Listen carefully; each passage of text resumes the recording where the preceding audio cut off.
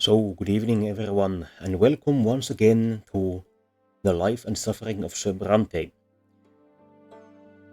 Young James is now 24 years old, and it seems that we are halfway through peacetime. At the pace we've been making, it seems unlikely that I would reach the end of peacetime today, but if that were to happen, I would be quite satisfied. Let's carry on with a short recap of the events. I see that the autosave has not saved at the end of this event, but rather in the middle of it. So, what happened was that our schoolmate Jean, who has a distaste for us and who is steadfast in faith, had a physical affair with us. Mechanically, whether this is something that happens to every Brother Brante, or was this perhaps somehow caused by our previous deeds, such as saving her from the torturers? I do not know.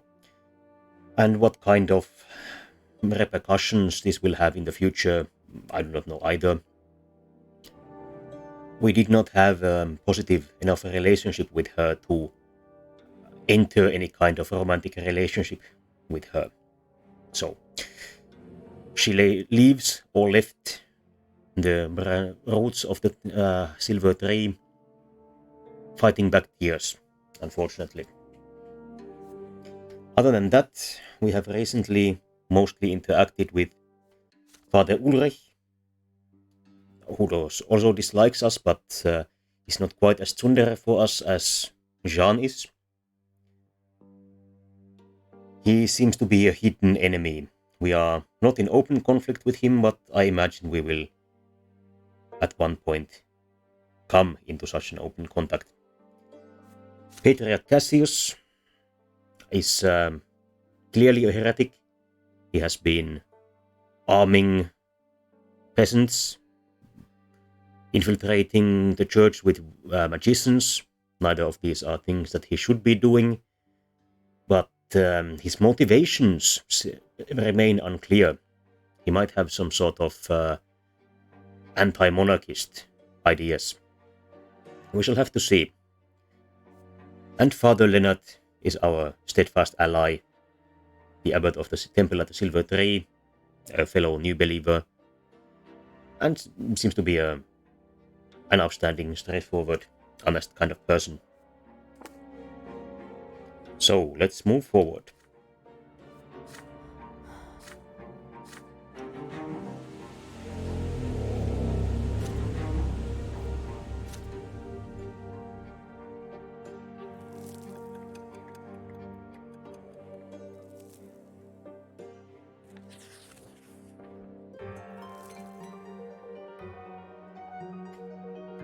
The last straw.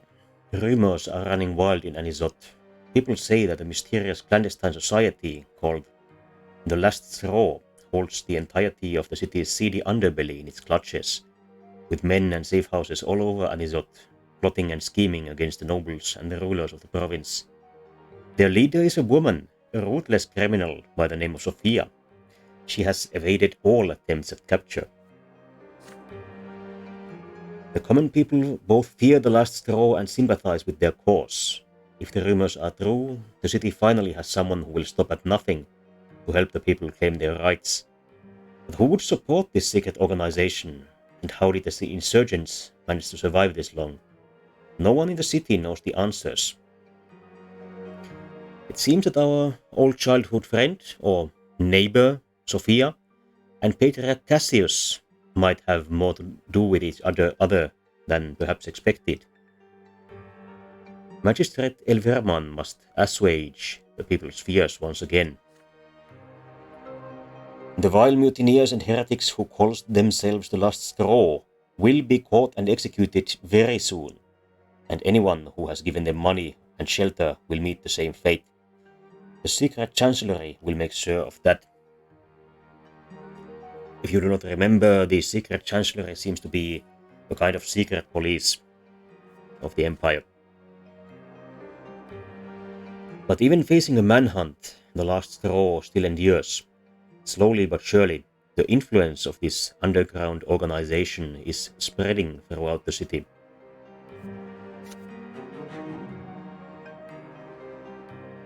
Our wealth has decreased again. The power of the commoners has increased and public order has weakened. It seems that the province of Magra is indeed on a road towards devastation.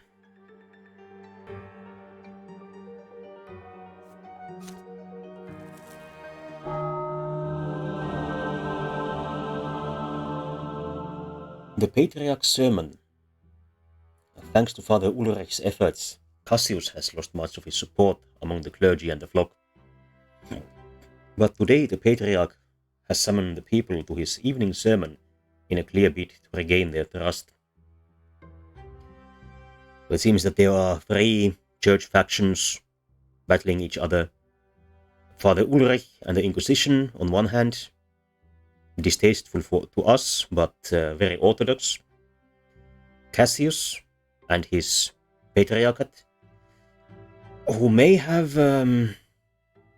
societal or political aims that would align somewhat more with young James, but whose theological positions are untenable for him. And then Father Leonard and the new believers. It's certainly a very interesting dynamic and makes me wonder if the game has this kind of extremely appropriate storylines for every kind of character path, or are we indeed on some kind of a true route for this game? Perhaps some of you will be interested enough to get the game yourself and try it out. I certainly will race through a couple of runs after this one to see if this is indeed an extremely high quality game or if it's only luck. Comment. Hello Caleb, Horus. Time for Brother Brante to finally suffer? ? We'll see about that. He has certainly done something that he will be suffering internally about. Let's see what he feels about it. With several champions of faith for an escort, he walked to the square by the silver tree to hear the Patriarch speak.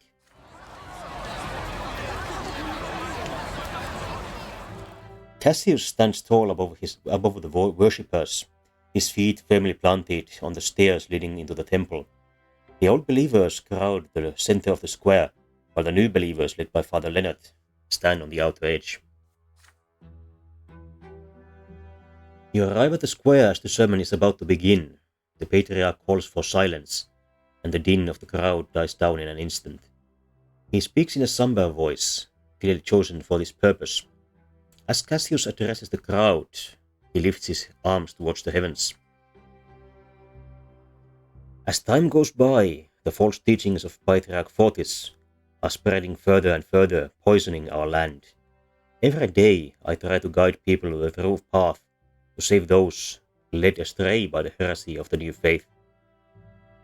And when I saw that our brethren from the Order of the Inquisition had paid us a visit, I felt great joy, for I knew they were here to purge all lies and apostasy from the province of Magra. But then my trust was betrayed. Those who were supposed to guard the true faith deceived us all. Those who have sworn an oath to the twins to purge all heresy now abet it. They were supposed to be my strength, but they have turned against me. Hundreds of eyes turn to you, stern, unblinking. It seems that Patriarch Cassius is quite an astute politician. Whether or not, or what his theological positions actually are, is a bit of a mystery to me. The way I have interpreted his political positions, it would seem that he would be inclined to agree with the new faith. But it may be that his work to support the popular revolt may of course be just a smokescreen. He might not have any actual sympathy for the common people and might in fact be using this to further his own personal power. They came here to revile me and besmirch my name, and they have clouded the minds of my flock and turned my brethren against me. And now I call upon you, brother James. You must now answer for your order, for I will tolerate this treatment no longer. Come to me now, approach me and accept my blessing, kneel before me and kiss my hand, so that all may see that you are humble servants of the Church. Show everyone that the order of the Inquisition stands with the true faith.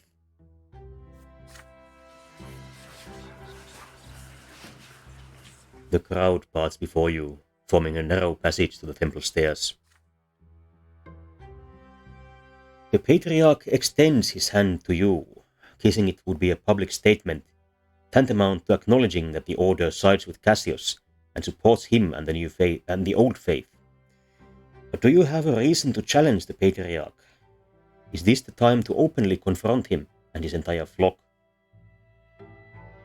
We cannot accuse Cassius, because we are not friendly enough with Father Ulrich.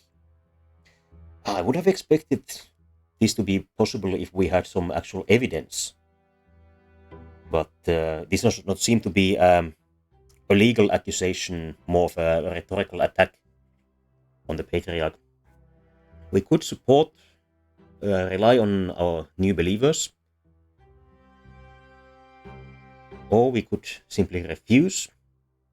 This is technically the right thing to do. We will not be reassuring him under any circumstances. Refusing would be the right thing to do. Relying on the new believers might be politically expedient. I think young James is still enough an idealist. This is a difficult question. Mechanically, I can tell that relying on the new believers for support should be more advantageous for us than simply refusing him. But James Brante as a character might do either.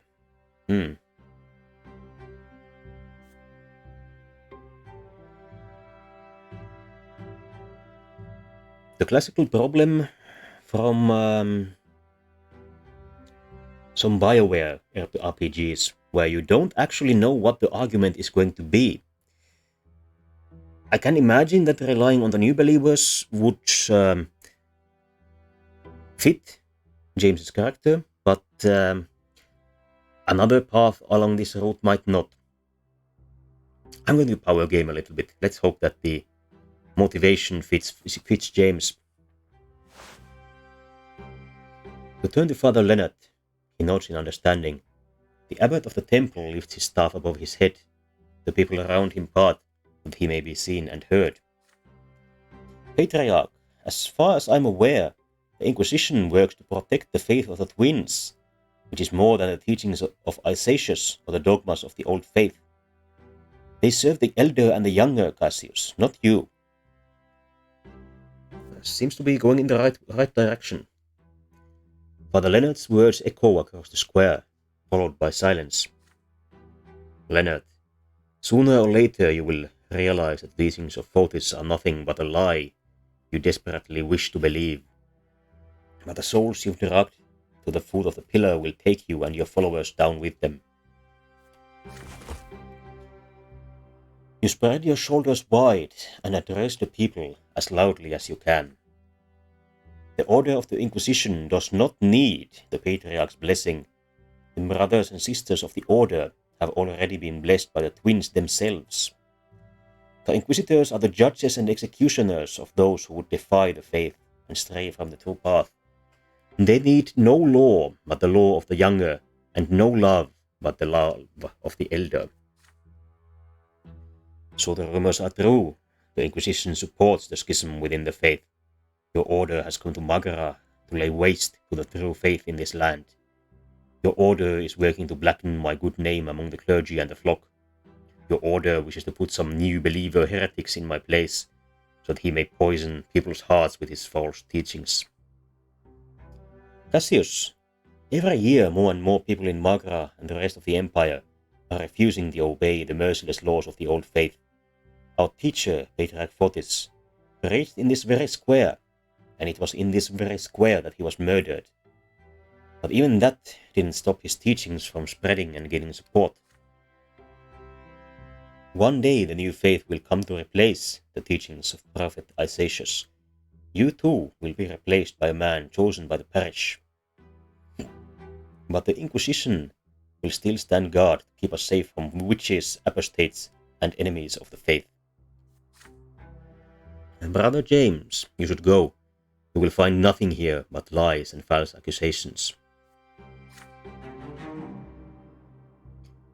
You leave the square accompanied by Father Leonard.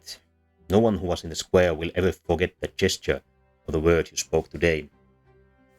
The power of the new faith has increased. The tolerance of the faith has increased, but the power of the Inquisition has weakened. We are quite close to being in a dangerous position as an institution. The new sacrament, a special event happening because of the high tolerance in Magra.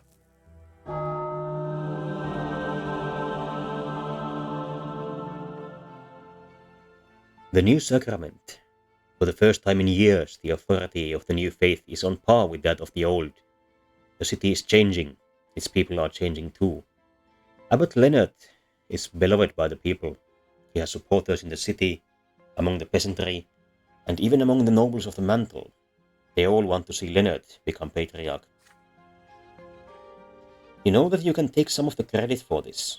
The faithful no longer fear the twins. They proceed up to the peak of the shining pillar chosen along the path their heart has chosen. Among the ranks of the order are many brothers and sisters who, like you, openly support the teachings of Fotis and defend the new faith.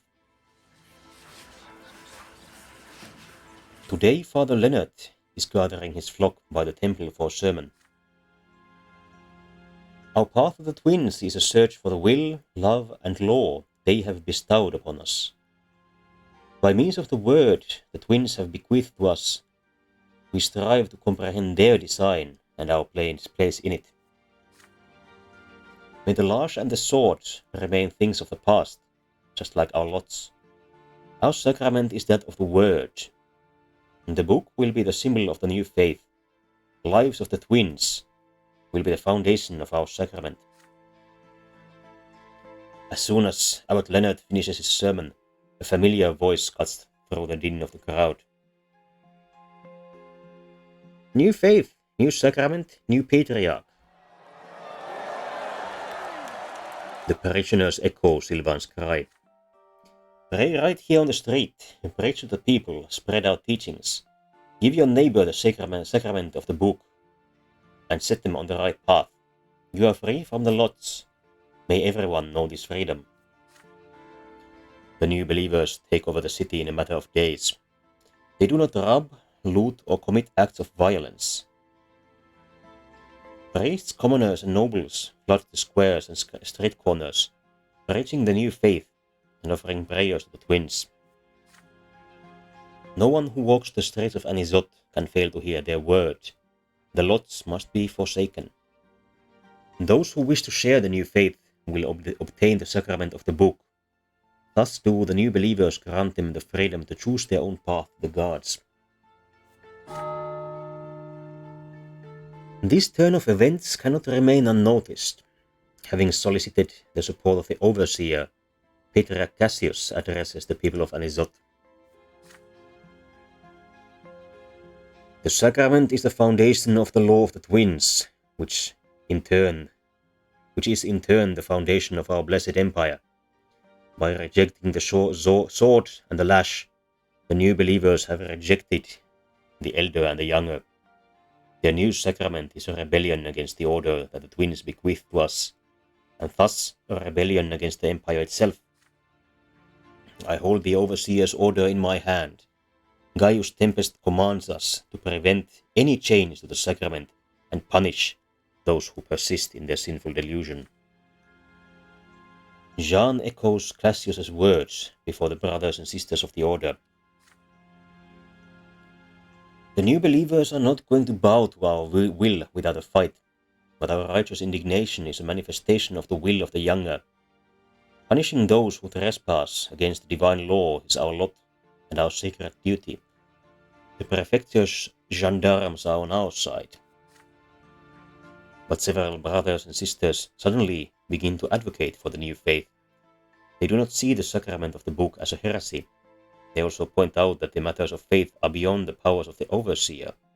Gaius Tempest has no right to give orders to the Inquisition. Outraged by their words, Ulrich suddenly defends Jean. The word is their weapon, but ours have always been the sword and the lash. Death is a better admonition than 1,000 sermons. Tomorrow the Inquisition will send those heretics to meet the twins. There they will know the light of truth. We cannot defend... we are lacking in eloquence, unfortunately. If we had 15 points in that, we would be choosing this one.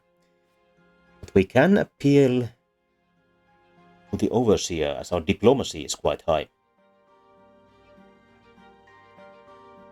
And in any case, trying to find a peaceful resolution to the conflict is clearly within James's character.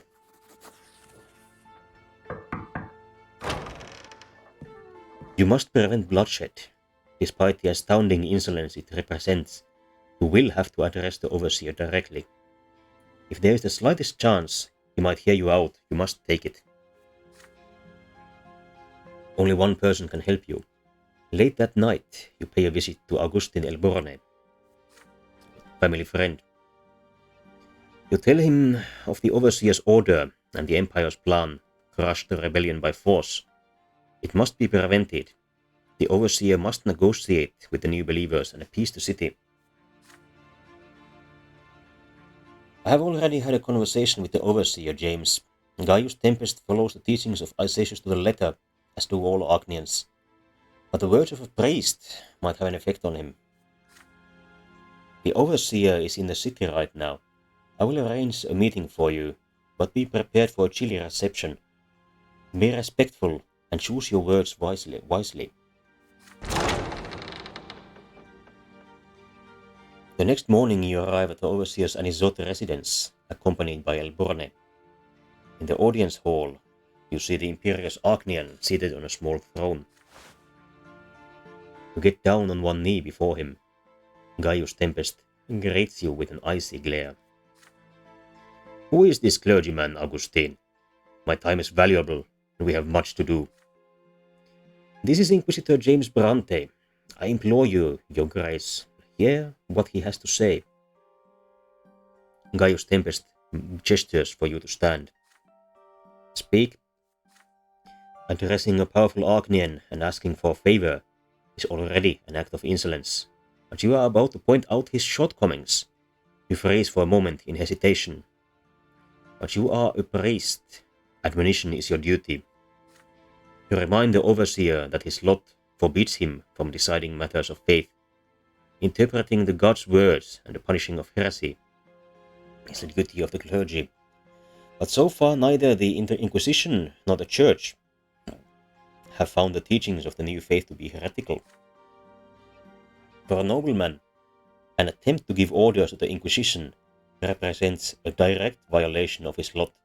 It can only lead to the foot of the pillar.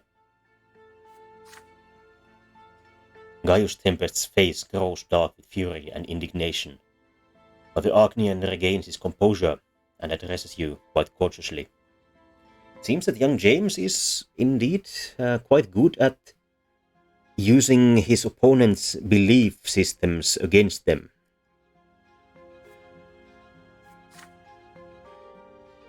I'm not quite convinced that this kind of tactics work as well in reality, but James's career has been idealistic and successful before.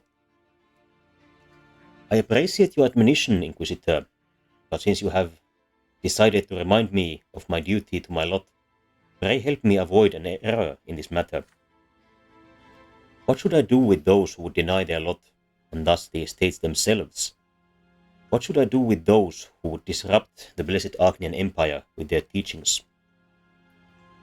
The Overseer's fear for the future of the Empire is understandable, but the new believers have no desire to rebel against the Empire or the Arcanians. Gaius Tempest will see this for himself if he meets one of them. The order issued by the Overseer will result in a massacre, and innocent people will be killed. If he does not rescind his order, bloodshed, a desolated city, and an outraged population are all Gaius Tempest will achieve. The Arcanian gazes at Elborne thoughtfully. Do you think he is right, Augustine? I think that we should rely on a priest in matters of faith, Your Grace. The Overseer ponders this for a while, then makes an approving gesture. Prefect Elborne, go to the Inquisition and bring Inquisitor Ulrich to me. I will inform him personally that I have changed my mind. Also, summon Abbot Leonard. I want to hear what he has to say. You heave a sigh of relief. Bloodshed has been avoided. Later that day, Father Leonard gathers his flock once more. His sermon makes it clear that his conversation with the Overseer was a hard one. Brothers and sisters, it is with grief that I tell you this. We must be humble and leave the straits. The matter of the sacrament is now in the Patriarch's hands. Hence, as long as Cassius remains in power, the sacrament of the book is forbidden. Not everyone accepts this decision. Infuriated by this outcome, Silvan Samosta leaves Anisot. The closing words of his last sermon before his departure are the talk of the town for quite some time. I will no longer associate with cowards like Abbot Leonard. The twins want us to fight for the new faith, not waste time in idle chatter. Neither will the Abbot's will nor the Overseer's can stop us. Some parishioners follow the elder when he leaves the city.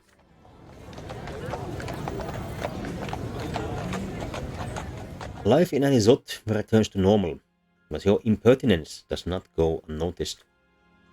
Archduke Milanidas and the noble families of Magra are indignant to learn that Gaius Tempest would even consider negotiating with heretics. The result is disgrace for Augustine Elborne, your family, and those nobles who had already taken the sacrament of the book. The nobles accuse the Inquisition of remaining idle and enabling heresy. Ulrich and Jean have no arguments to the contrary. The power of the Inquisition has weakened, and the tolerance of the faiths has weakened, as has our family reputation. It appears that this path was not particularly successful. The weakening of inquisitorial power has opened another secret or special event, the captive. It is the Inquisition's duty to act as a sword of vengeance in the hands of the Church, to inspire awe and trepidation in the hearts of sinners. But right now, the order is too weak to protect itself, even against the attacks of insolent minor nobles. 3 days ago, you received a denunciation from the village of La Grasse, claiming that the new wife of Baron Liberius is a magic-wielding witch. Jean went to see the Baron and bring the woman in for questioning 2 days ago, but has not returned. Today the Inquisition received a letter from the Baron. Inquisitor James, I have the deepest respect for the Inquisition, but I cannot agree with the accusations against my wife. Catalina is not a witch. She is innocent. I give you my word as a nobleman. I have plenty of enemies. In their eagerness to sully our good name, they often start ridiculous rumors that cloud the minds of the peasants. Sister Jeanne refused to hear my arguments. I hope you will be more reasonable. Sister Jeanne is staying at my castle as an honored guest. Withdraw all accusations against my wife, and Jeanne will return to Anisot. I have no intention of harming her, the promise which, incidentally, she refused to give me regarding my wife's treatment by the Inquisition.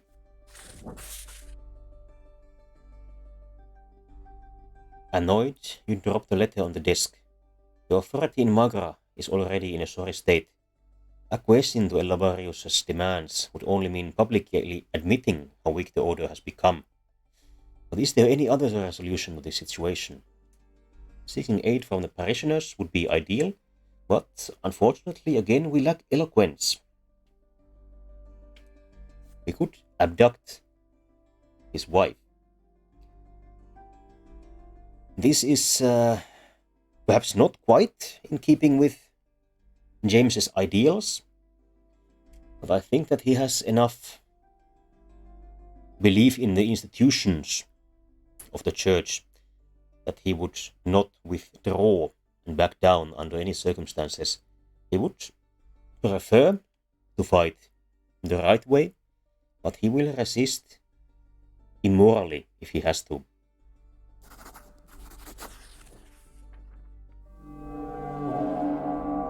The Inquisition must regain its authority, no matter the cost. Otherwise, your further service in Magra will become impossible. You have to pay a hefty sum from your family funds, but a man by the name of Oliver Moss assures you that he will deliver Catalina Laberius to the Inquisition ward. The next day you find the Baron's wife in a cell, awaiting interrogation.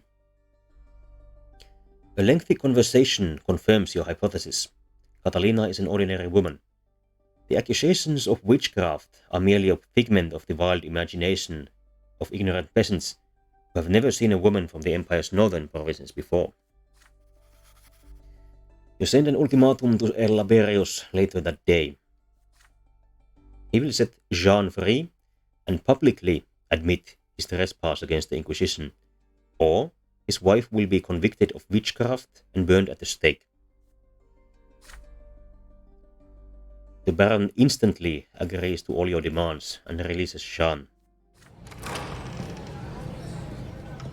You personally preside over the hearing in which Laberius repents his crimes against the church. The Baron is sentenced to have his hand cut off for daring to attack an Inquisitor.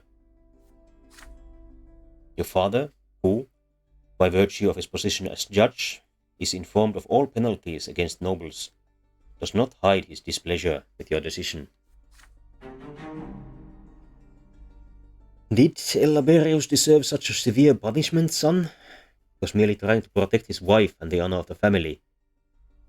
Yes, you managed to instill fear in many a noble heart, but along with fear comes hatred, which in turn will affect the entire Brante family. This is a good question. Laberius certainly deserved a punishment, but I have to agree with Robert that cutting his hand off because he was protecting his wife seems somewhat immoral. On the other hand, if he was certain that his wife was innocent, then why did he attack the Inquisition? Making extremely bad choices is still a bad idea, even if you have a good motivation for it. Our family reputation and family wealth have decreased.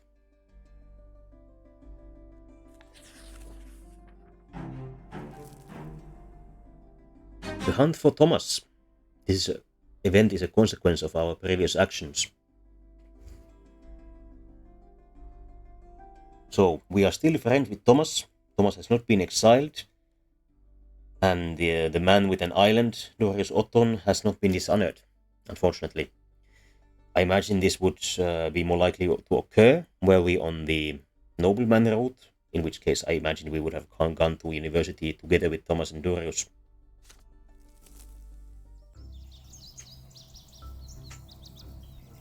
You are shaving before going into town. You scoop some warm water from the wash basin. The morning light, reflected in the mirror, is blinding. A servant rushes in with an urgent letter, or rather a crumpled-up note. He says it is from a childhood friend of yours. You flinch involuntarily. A nasty cut appears on your cheek. James, I am in trouble. You're the only one who can help me. I already told you about how I got on Commander Otton's bad side. I went against an order of his. I didn't want to squeeze the last penny from an already poor village. Otton thought me a traitor, and now he's finally found an excuse to take me out. If I don't find a way out of the city, I'll be executed. I did my best to hide, but Otton's henchmen are on my trail. I'm out of time, Brante. If you can, for the sake of our old friendship, help me out of this mess somehow. If Otton finds me, I'll be off to the shining pillar in no time. Your friend Thomas. You crush the note in your hands. A drop of blood runs down your cheek. Your old friend is in grave danger. If you don't interfere, Thomas Werro is doomed. We will get involved. If we were a terrorist, we could sneak him out of the city. I'm not even sure we have met Felipe El Ferro. I imagine this is something that can happen if we are on the noble path. So, hiding him in the temple is the only option for us as a priest. And then we will do just that. I can't say if this is the case for the order, for the fate of the twins, but traditionally churches in our reality have had the duty to help those in need. Whether or not they have actually done that is of course another matter. But James has personal motivation to help Thomas, and by analogy with Christianity, I imagine he also has religious motivation to do it. You cannot possibly leave your friend in need at a time like this, not even if you have to break the rules of the Inquisition to aid him. You will hide Thomas from Otton in a place where no one will find him, the dungeons under the Inquisition ward. So it appears that this is under no circumstances sanctioned by the church. Not perhaps James has different ideas about what the duties of the church are. You set off to find Thomas. You eventually find the place where your friend has taken shelter, an attic above a shabby inn. You have not seen him for a while, but he looks a decade older already. It pains you to see him so downcast. You tell your friend about your plan. Thomas stands tall again. You spy a wicked spark in his eyes, a glimmer familiar from the years when you both were young. Well, I'll be. Inquisitor Brante from next door is on my side. Your dungeon don't sound half bad after our barracks. I'll be fine. However, the joy on his face quickly gives way to worry. But you need a reason to get me locked up down there, right? Surely they'll surely find you out one way or another. You're getting yourself in a lot of trouble for my sake. Your voice is calm and confident as you reply to the ex-Legion soldier. You can sort it all out, but Thomas has to remember one thing. He was seen preaching in an inn in defiance of his secular lot. Thomas nods readily. When you return to the inn, a squad of champions of faith enters behind you. You ask the squad leader to be quiet and careful. Thomas is shackled and thrown into the dark dungeon. You make sure to visit your friend from time to time, pretending to interrogate him about his illegal sermons. The dungeon keepers show Thomas no mercy, but at least Otton's men have lost track of him. Sometime later, you decide to act, and Sir Thomas Guerrero receives your verdict. For preaching without a priest's lot, he is to be sentenced to make a pilgrimage to the sacred sites of Magra, which are quite far from Anisot. Thank you, my friend. I accept this punishment with honor. And when I'm done, I'll go to that village Sulmina and lay low. The locals owe me one. I'm sure I'll find shelter there. Let's just hope Otton forgets about me one day. Well, until we meet again, Brante. And so Thomas disappears outside the city gate. Several days pass, filled with relief after rescuing your friend. You have just returned to your usual duties when Dorius Otton decides to pay the Inquisition a personal visit.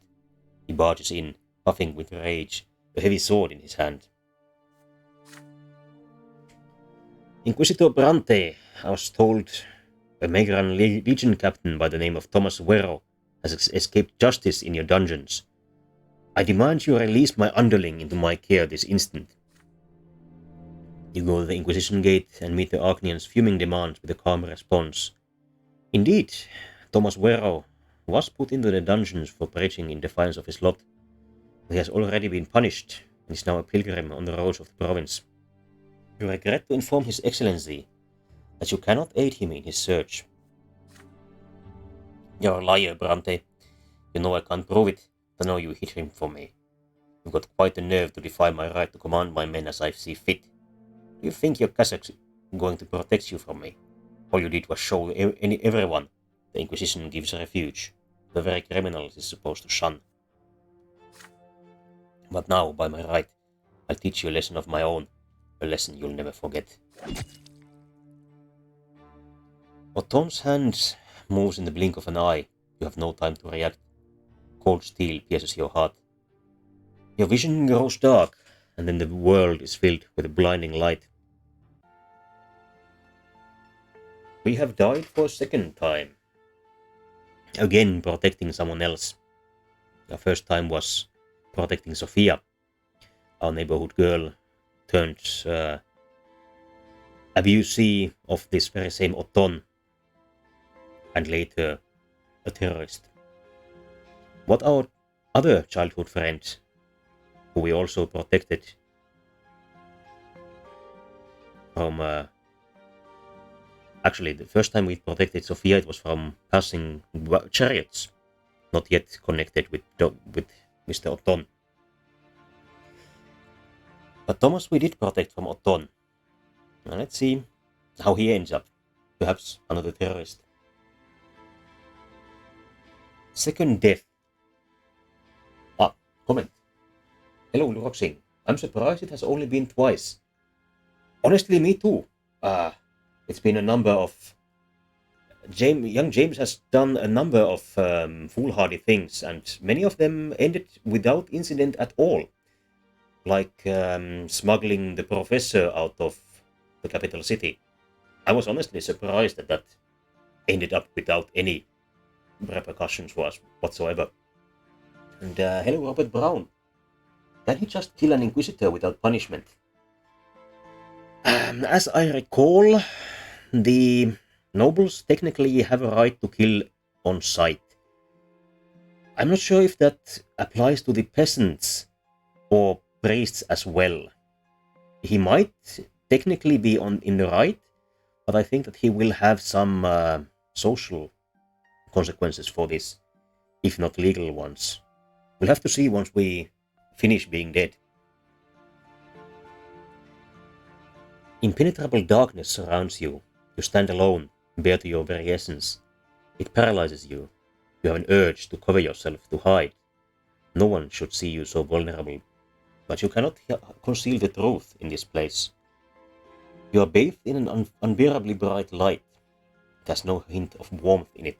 It is blinding. It leaves no shadows in the entire world. It is the light of the shining pillar itself.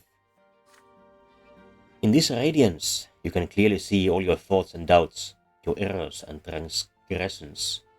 The contradictions that have permeated you since birth, they cover you from head to toe, like rough and grey tatters. But they melt away in this light. You are naked. You feel liberated and whole. It is as though all the wounds and cracks in your soul have been healed, making it the way it should be. It is as though the scales have fallen off your eyes. You see the true shapes of things now. These are the laws by which the world abides, the grand design that moves life itself. Tread a path that is barely visible in the blinding light, giving shape to everything. In this light, you see the infinite complexity of the world, from the tiniest leaf to the enormity of the empire. And this world maintains its balance by virtue of the law that was embedded in it during the act of creation. Ahead of you, two figures are waiting on the path. They are gigantic, many times taller than a man. The elder holds a lash, the younger a sword. The younger gazes at you sternly, coldly. You kneel obediently before him and lower your head. The guard raises his sword above you. This is divine retribution. There is no law without it, nor can there be. Every action has consequences. And this is what shapes the world, making its very existence possible. In this moment, beneath the gaze of the merciless guards, you comprehend the law that binds the entire world together. Which manifestation of the law will you live by? Empire, lot seem unlikely. Let's see if we have comments. Yes, we have comments. Family, cause, yourself seem believable. Against the law. This is right out. You defy the design of the gods and the law that binds it together. This is not something that James would do. Yourself, you are an embodiment of the law. You have been made in accordance with the divine design. This seems too egoistic, I think. So we are to choose between family and cause. Becoming a priest and having no children of his own, I think James has perhaps left his family behind for a cause. And in that sense, cause will be his choice. The blade flashes. The younger sword slashes through the air above your head. You do not yet deserve your final punishment. The law demands that you continue your life. Your form has not been completely destroyed, nor has that of the world. The younger extends his gigantic hand and shows you the way. You must proceed. The path leads you to the top of the crown of the silver tree, spread wide in the white gleam. The branches are close now. It is time to descend. You are drawn downwards into darkness. The shadows that had disappeared in the blinding glow creep around you and envelop you. And this is to be expected. But the purity and clarity of spirit are still with you. Something is forcing your throat open. Air. It scratches you from the inside. Your soul is filled with struggle again, with the contradictions from which the fabric of this world and you yourself are woven. The divine light that gave you clarity is fading away with each passing moment. You have to open your eyes. Above you is the dark ceiling of the crypt. You are reborn.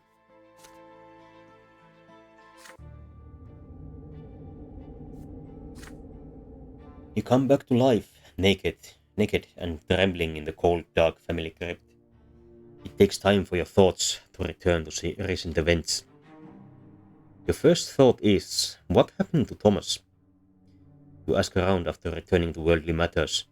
It appears Othon gave up the search for his subordinate and disappeared without a trace in the sprawling lands of Magra.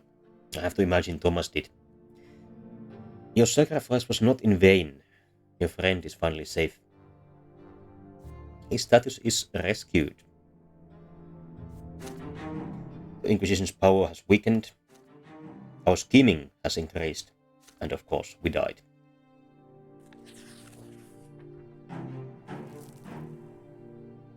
The Lesser Evil. This is a special event because of our plot with our sister Gloria to have her adopted, ideally. A year has passed since the day Gloria asked for your protection. You have brought up her lovely position several times in conversation with father, but every time his face darkens and he asks you to stop.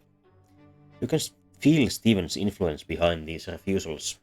The only option is to wait for something to change. Meanwhile, emotions are running high in the family. Gloria disappears for days at a time. She is often seen in the company of young citizens of low estate. Father constantly lectures Gloria, telling her that her friends are libertines and troublemakers, and connections like these will be her downfall. Your sister obediently lends an ear to his speeches, then vanishes again. Libertines are some kind of immoral individuals. I have heard this word a number of times, but I can't rigorously define it at the moment. So these are some kind of free-thinking anarchists, which seems quite likely, knowing what we do about Gloria and her hobbies and personality. You are relaxing in the bath after a long day when you suddenly hear rapid footsteps in the hallway and Stephen's angry voice. The door to the bathroom bursts open. James, get dressed. We're waiting for you in the sitting room. It's urgent. Perplexed, you get out of the tub and make yourself presentable. Father and Stephen are waiting for you in the sitting room. Gloria is huddled in a chair in the corner. Your elder brother swiftly locks the door behind you. This bodes ill. So, I was on my way to the ball at the Laberius mansion. I was already on their doorstep when a servant told me he had been ordered to turn me away. They will not have anything to do with a family whose offspring is a member of a secret society. Father, James, whom do you suppose they meant? Gloria looks at Stephen defiantly. Her lips pursed tightly. This is the last straw. You will make pariahs of us all, Gloria. I will not allow you to ruin everything Sir Gregor worked for. Stephen is nearly screaming, but then he pulls himself together and continues in a more composed manner. I'm afraid Lady Gloria cannot remain in this house, but, being honorable people, we must provide for her future. Sir Jose El Pelletier is willing to take her as his lawful wife. Gloria, you will be accepted into a household of nobles of the sword. I have been negotiating with your suitor for quite some time. Who gave you the right to decide my fate behind my back? You aren't even the head of this family. Gloria, you must abide by the decisions of your elders. This family has done so much for you already. I am even going to provide you with a good match. You're acting like a spoiled child. You will be a nobleman's wife, you fool. You'll be able to write your poems. You'll want for nothing. You'll be able to enjoy your life. Sir Pelletier has been hounding me for a year now. I can't believe he's in love with me, a lowly common girl. Sure, he's easy on the eyes. He's a skilled warrior and a respected nobleman.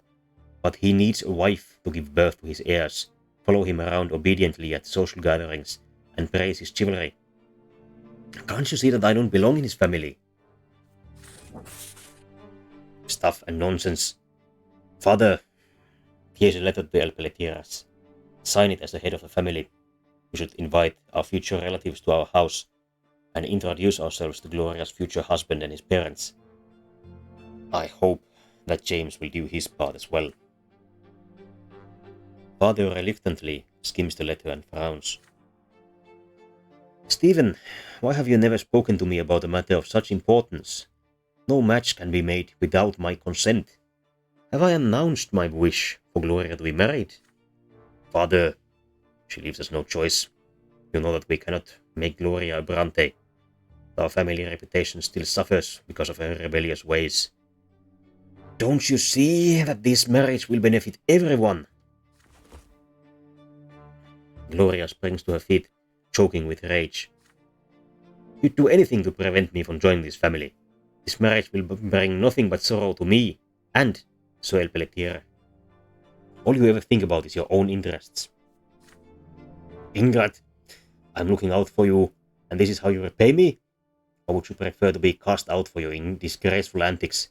Father, please sign the letter and free us from this debacle once and for all.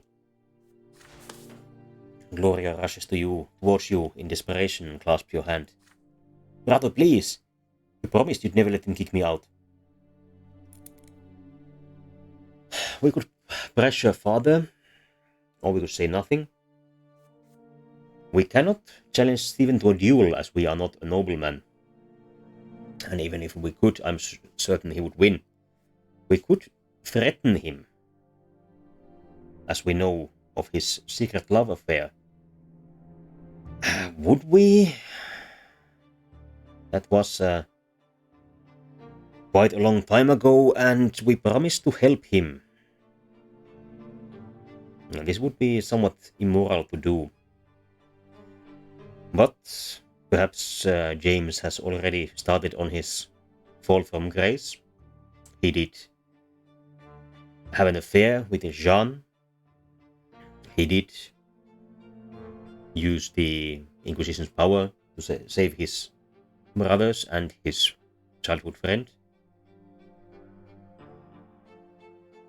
Perhaps he would.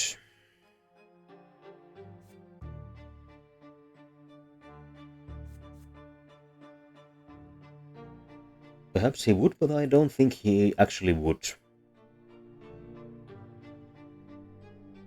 This is not something that he is abusing an institution to do what he thinks is right. This would be an affront to his own ideals.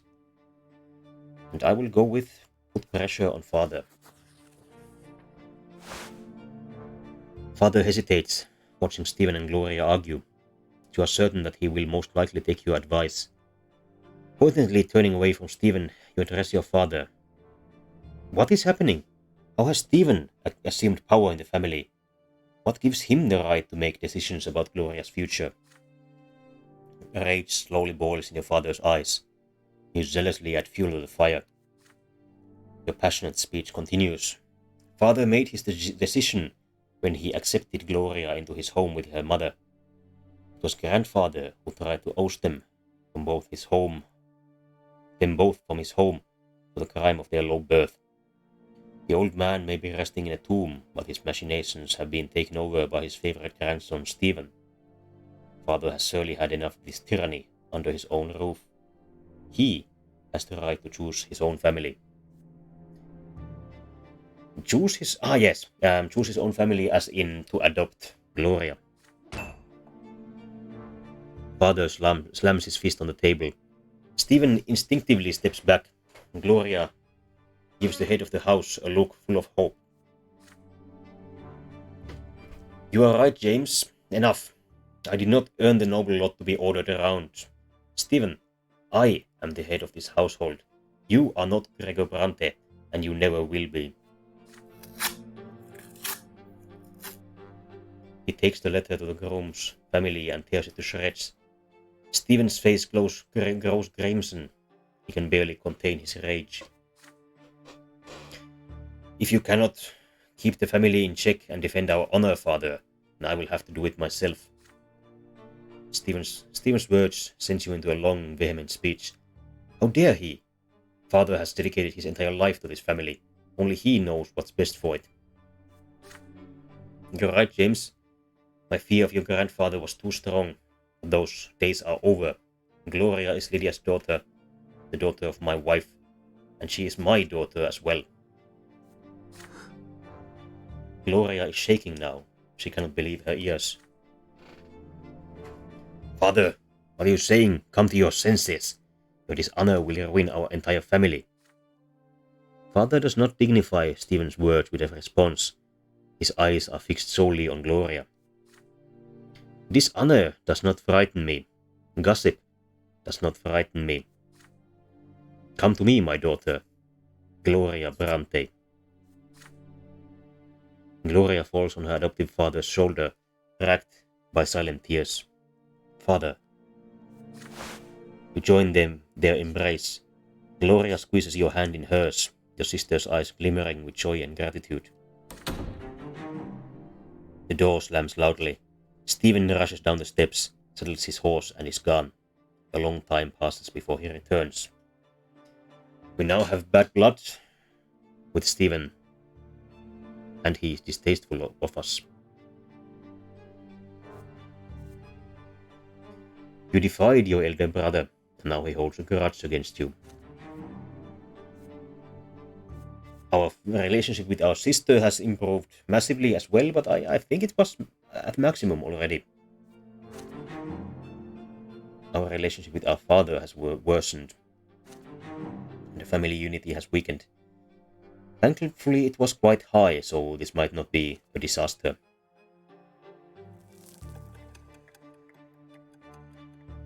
Age 26.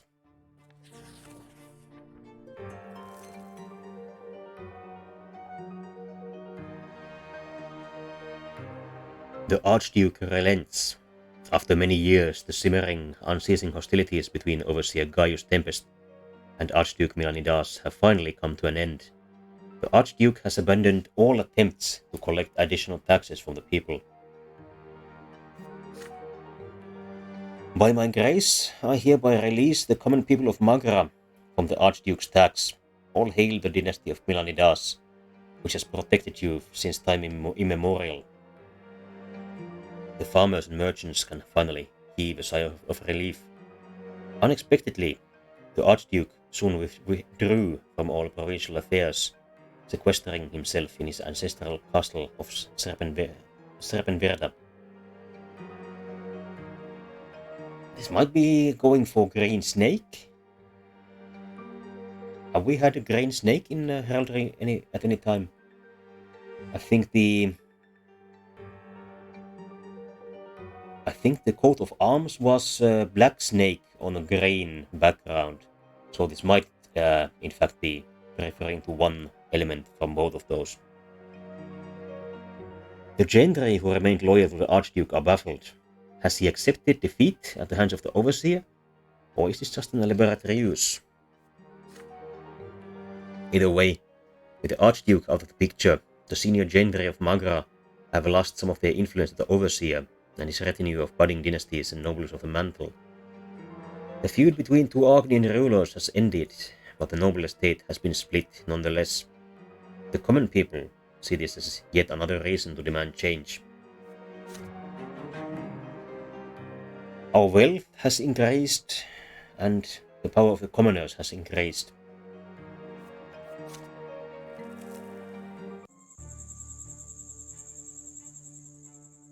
A sinner's confession. Dusk falls. After a hot day, the city begins to cool down. The skies grow darker.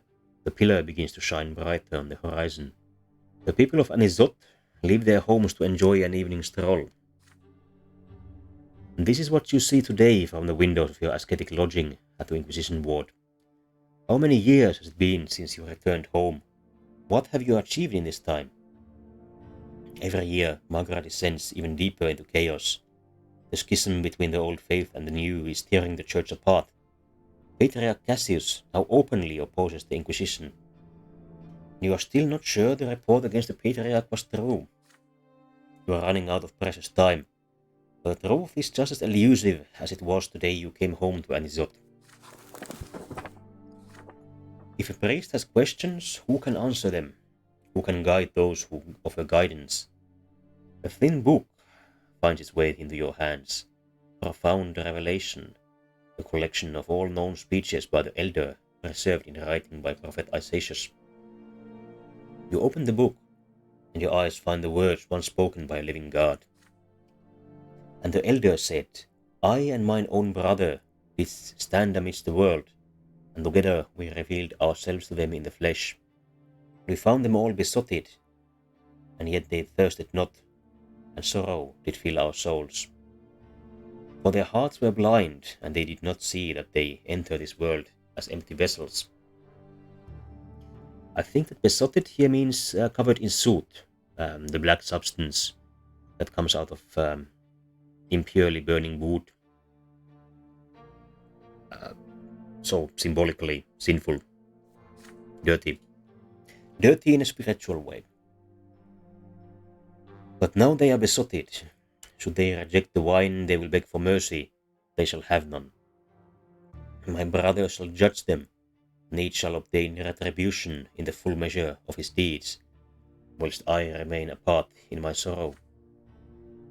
As you meditate over this line, you suddenly hear some sort of commotion on the floor below. How strange! The Inquisition ward is supposed to be empty at this late hour. You hurry down the stairs. There are several champions of faith, dragging a chained man down the Inquisition dungeons. It is your younger brother. Nathan has been spending most of his time away from home lately. You are not sure when you saw him last. His clothes are torn and tattered. His unwashed hair is tangled and stubble covers his face. He is brazenly drunk, unable to stand, and even from so far away, he reeks of vomit and urine. Inquisitor James, I didn't think I'd find you here. My men caught this drunk by a temple. People told us he was cursing at the twins and pissing under their statues. We found him on his knees in a puddle of his own filth. He must have been praying for their forgiveness, the fool. Even a child knows the younger never stays his hand. He's so drunk we couldn't even get his name out of him. I'd let him sleep it off before the interrogation if I were you. You thank the captain for this information, but insist on interrogating the man right away. As you wish. The night watchman will be right here. Just give us a shout if you need us.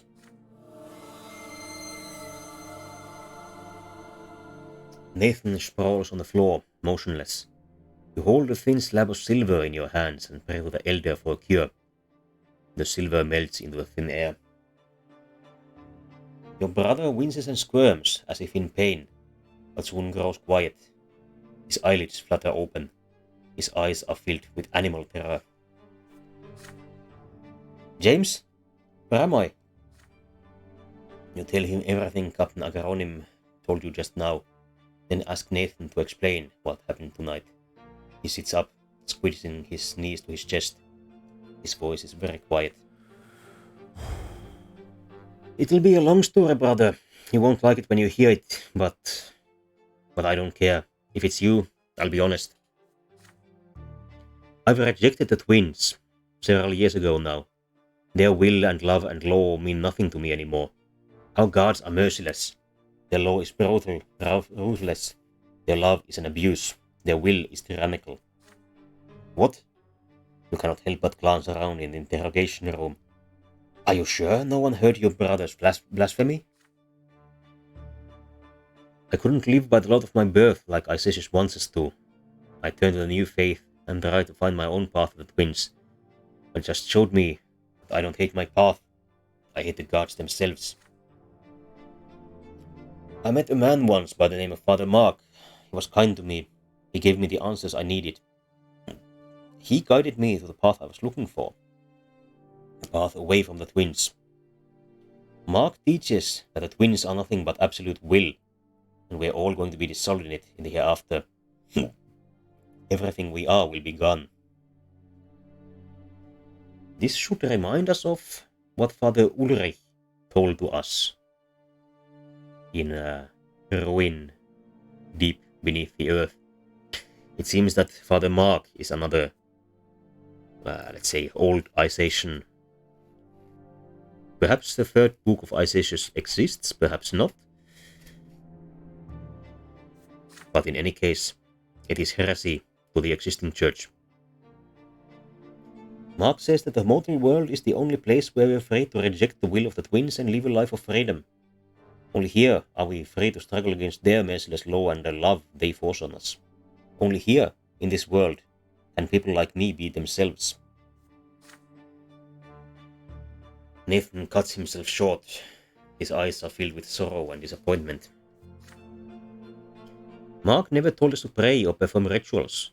He told us to do everything we could to forget the twins exist. We need to set ourselves free from their will, or to be who we really are. And I believed him. I rejected the twins, and I found my freedom. I became one of Mark's favorite disciples. You can't even imagine how many important people follow him. even Patriarch Cassius, he follows Mark's teachings too. This is then the core of Cassius's heresy. Perhaps Father Ulrich actually knows of this, as he is a fellow believer in the third book. You cannot believe your ears. Patriarch Cassius has been helping witches and people of other faiths and people like me. He gave us shelter to hide from your order's spies.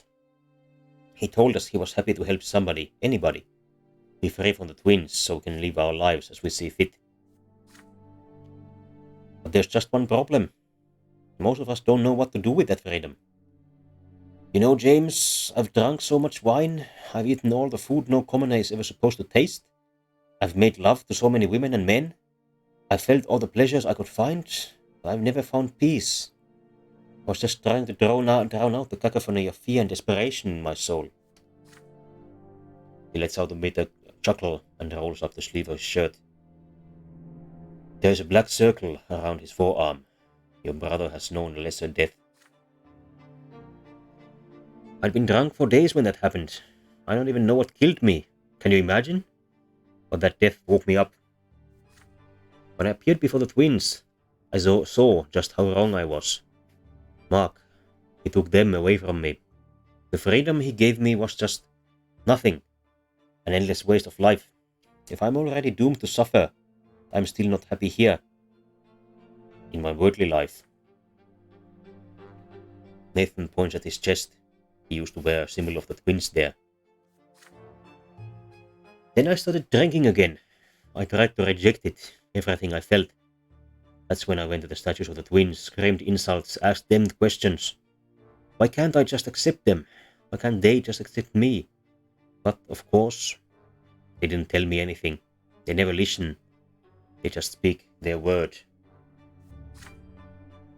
And then I got on my knees and begged them for forgiveness, even though I know they never, ever forgive. Nathan looks at you again. Brother Mark's path wasn't mine after all, James. Well, there are some people, who don't have a place in the world of the twins. Please, I'm begging you, have mercy on them. They're already doomed in the hereafter. Please let them live their mortal lives in peace. Your eyes are fixed on your younger brother.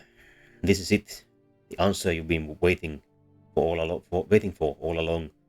Have the twins finally heard your prayers? What do they want you to do now? We could do any of these three. Judge Nathan and find him guilty. He is certainly guilty. But this does not seem like something James would do. We could set him free. Immoral, and certainly would not help him. He would only persist in his suffering. Or we can try to guide Nathan to the right path. Because we have, as a child, we set him upon a path of belief, and our theology is quite high. That is certainly what James would do, and it's not only ethical in his sense, it is also helpful to find and arrest Father Mark, and I am sure that it is mechanically useful. You ask your brother to recall your conversation by the tree in the family garden all those years ago. He asked you about the twins back then. Can Nathan remember what you told him? Yes, I remember. The twins are always testing us, but they don't hate us. They came down to our world and taught us how to live. So their law contains their love. That's right. Without the twins there is no life, neither in this earthly realm nor in the hereafter. Those who reject the gods die inside and can only eke out a pathetic existence. Father Mark and Patriarch Cassius are dooming the very people they are supposed to be fighting to save. They have failed their lot and are now leading their flock to the foot of the pillar. But the twins have blessed Nathan with a revelation that can save people. The twins showed Nathan a path to them, and now they are giving him a chance to stop Mark and his perverse teachings. The twins want to save Mark's erring apostates and return them to the bosom of the true faith. Nathan thinks deeply for a while, then answers, "Very well, brother. If you promise not to punish those lost souls, but only offer them salvation, I'm willing to aid you."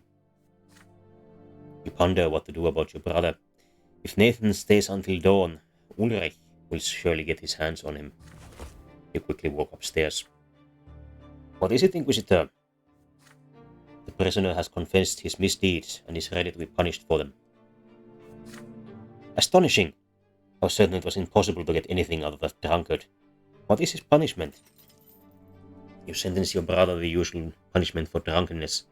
7 days with an iron chain around his neck. He will endure this burden and the shame that comes with it." You accompany your brother out of the Inquisition ward by the grey light of dawn. Nathan walks slowly.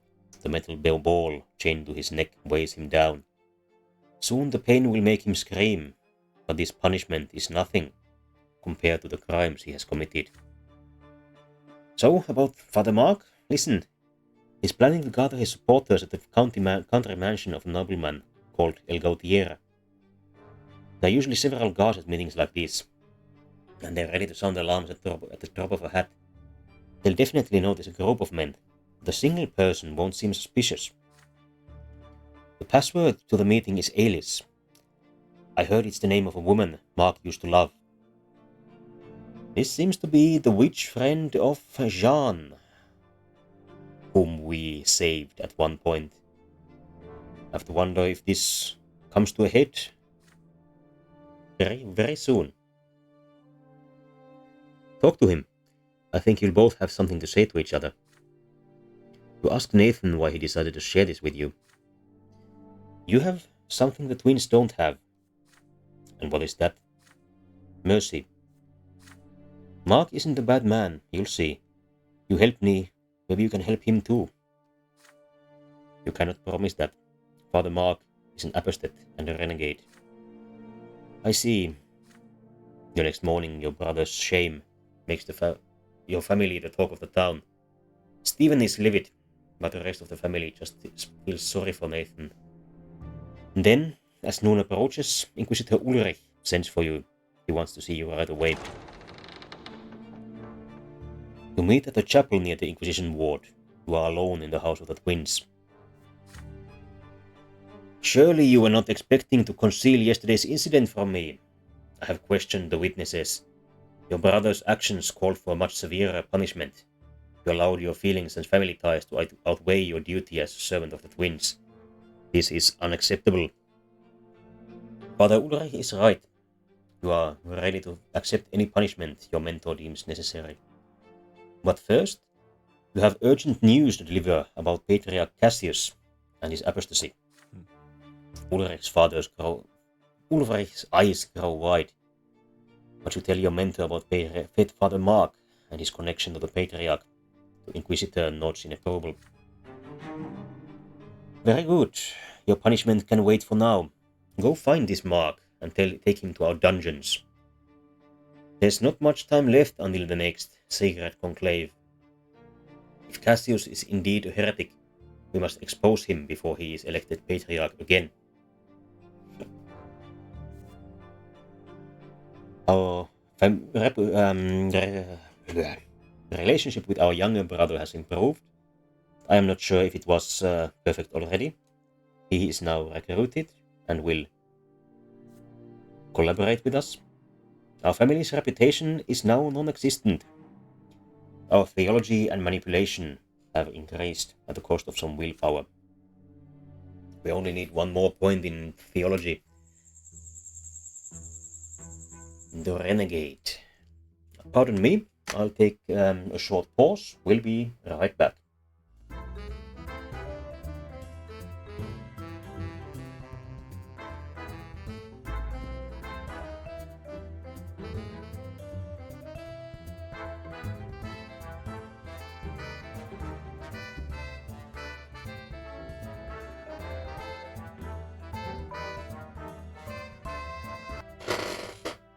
So we are back.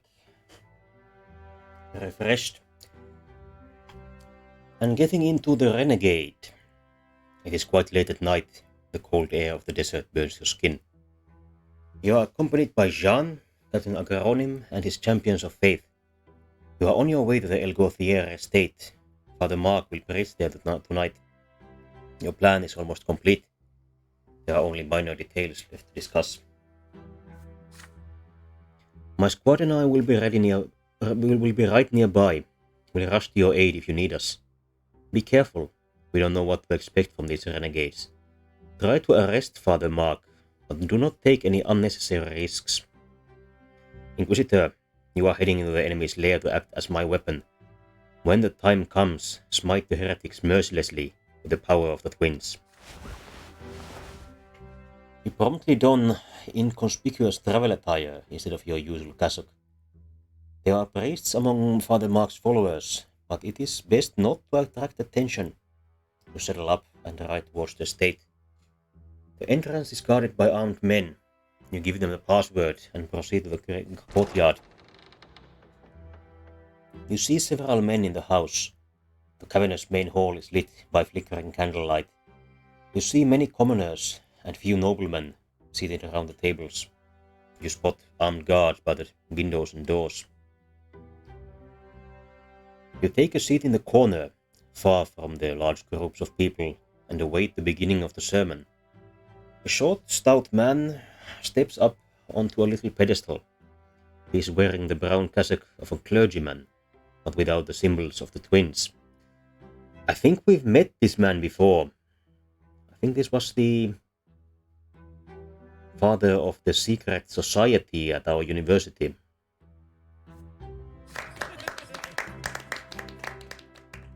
The audience greets him with cheers. He responds with a charming smile and raises a hand, calling for silence. Greetings to you all. I see here some new faces among us. You came to this house because you can find no refuge elsewhere. You came because you have questions no one is willing to answer. Why are the laws of this world so cruel? Why is your life, regardless of your estate, full of torment? Why are the ways of this world so unjust? And I answer, ye shall know the tree by the fruits. The twin gods created this world with their will. The twin gods bestowed their law upon us. The twin gods filled the world with their love, but their creation is unendurable. There is no mercy in it, no joy, no kindness. If the world the gods created is so cruel, the only conclusion is that we have very cruel gods. A disturbed murmur buzzes through the audience. This is beginning to sound an awful lot like Iago from Othello. Some of you may be familiar with the stage play by William Shakespeare. I have never seen that one. I have seen the opera by Giuseppe Verdi, which I do quite enjoy. Iago has a singing part in that, usually titled Credo in un Dio crudel, that is, I believe in a cruel God, in which he espouses some fairly similar viewpoints as Mark seems to do. And of course, he is the villain, so we might surmise that Mark is a villain as well. What the twins do to us with their will, their law, and even their love is a violation. They take our lives away, subjecting our existence to their will. Our happiness and joy is of no consequence to them, nor are our desires and hopes. All they require is servitude and unquestioning obedience. After we die, the inevitable waits us. We will be dissolved in their boundless will, submitted to their absolute law, and drowned in their merciless love. Our will shall be no more. In the hereafter there is no I, just they. We will cease to exist. So it makes no difference what we face after death. Whether the peak of the pillar or the foot, it is all the same. eternity, dissolution, and oblivion. This sounds even more like Iago's credo. Il morte il nulla, he says. But despair not, brothers and sisters. As long as we have our worldly life, we do exist. As long as we live, we can still discover ourselves and become what we want to be, not what they want us to be. And so we must cast aside the twins and live our lives in this world without a second thought for the cruel gods. We are all doomed in the hereafter, hence we are free now. I call upon you to rebel. Without a spiritual rebellion, we will all become slaves to their will for the rest of our lives. We will miss our only chance to live beyond the bounds of their pitiless law, and our lives will be no different from the hereafter that awaits us. And the listeners meet Mark's words with hushed awe. But be aware that the path of deliverance is hard, freedom is a burden, and it can break the spirit of even the most stalwart and wise. You think of Nathan lying on the dungeon floor. Patriarch Cassius was our brother and followed our teachings, protected those in need of salvation and freed those who could no longer bear the will of the gods. But Cassius embarked upon the path of rebellion in an attempt to become like unto a god himself.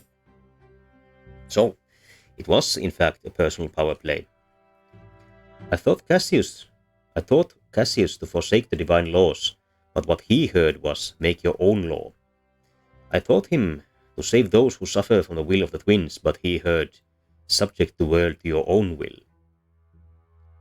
It appears that Father Mark and Father Ulrich do not quite see eye to eye, despite following the same book.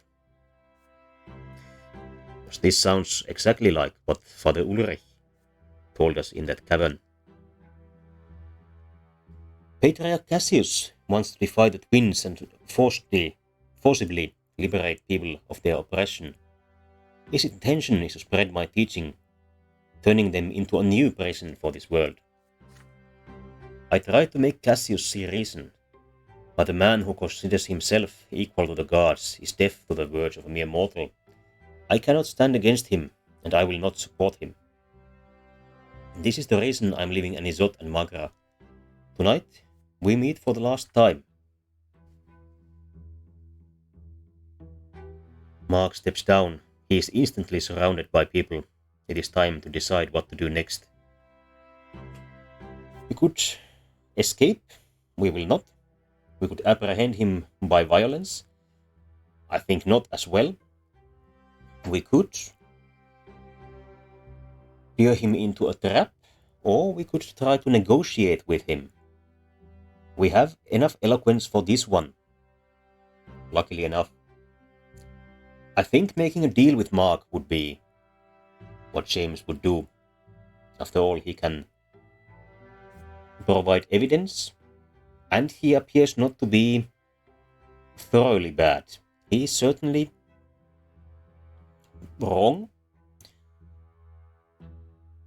The question is, I think James would like him imprisoned and punished for the ill effects he is having on individuals and society at large.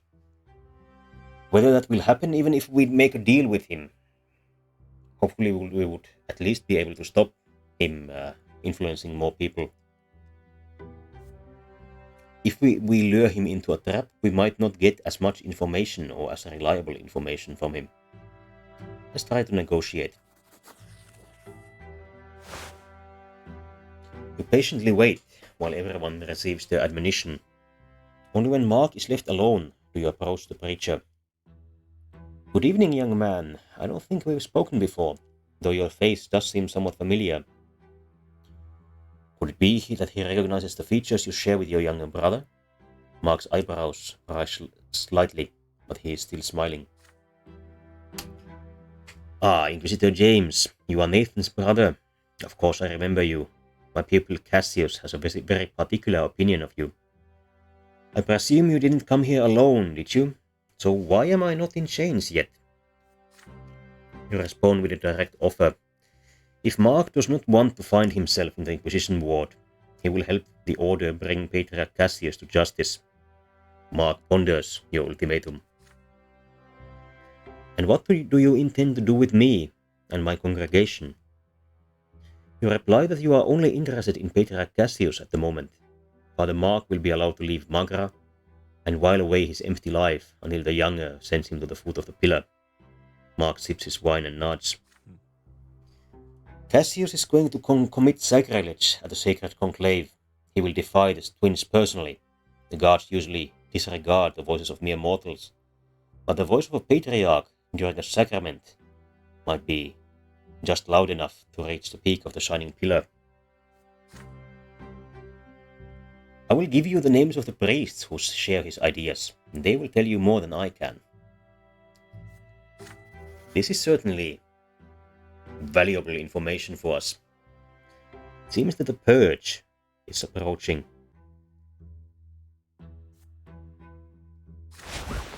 Excuse me. You carefully write down the names Mark lists, then alert the priest of the ambush laid for him outside. Father Mark and his followers leave the house through a secret passage they had prepared. You are tied up and left to wait for help. The champions of faith arrive too late to stop Mark's followers from fleeing. Jean finds you in the hall. I told you not to take any unnecessary risks. Where are the heretics? Where's Mark? Did you get any information? You tell her that you managed to overhear the names of several of Cassius's henchmen. Now that you know who they are, you will be able to extract the truth about Cassius's deeds from them. Jean nods. Captain, send your men after them. Maybe you can still catch a few of them. Head up, James. We'll have to question the priest you listed tomorrow. This is the last chance to prove that Cassius is a renegade and bring charges against him before the sacred conclave. The power of the Inquisition has weakened, but the tolerance of faith has increased quite a lot. We are now 1 point away from religious riots, which sounds like it would trigger a special event. Our eloquence has increased. Hopefully we will be able to make use of this. Evidence against Cassius. Special event. You now have irrefutable evidence of Cassius' apostasy, the key to bringing the Patriarch down.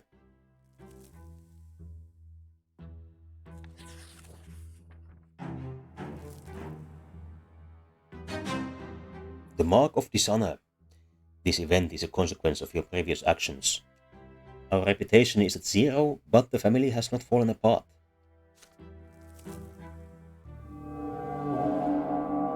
Recent events have dealt a crushing blow to the reputation of the Brante family. You have slipped into the realm of infamy and disgrace. So far, the noble families of the city have patiently endured your transgressions, but now you have lost faith in their eyes. Now, let's take a look at Destiny. It's blinking for some reason.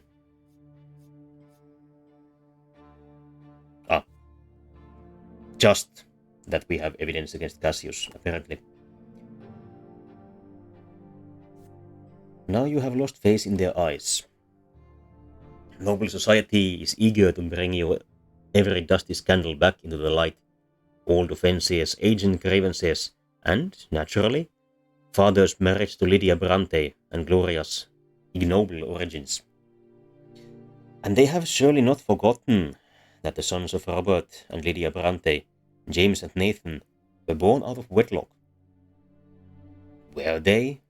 Was my understanding that Robert and Lydia were in fact married? None of the nobles will ever say this to your face, of course. Their behavior will seem perfectly ordinary on the surface. But no matter where you go now, you will be followed by scornful glances and dismissive whispers. We have to accept this and humbly bear the burden. All hope of being ennobled by the sword is lost. No matter what we do to restore our name, we will never wash away this mark of dishonor.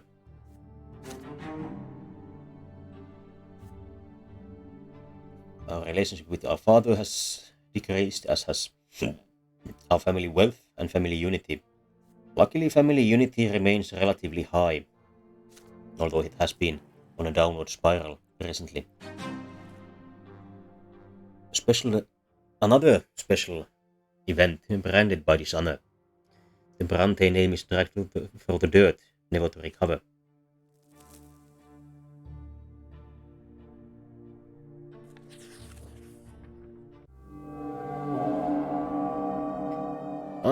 It appears that this was another one of these. Yes? Ah. It would have been possible for Mother to recover, and she has not. Instead, she is on her deathbed. A bit of an unfortunate spoiler there. Next time it starts to blink, I'll just click it away to avoid spoilers. Deafening silence fills your home.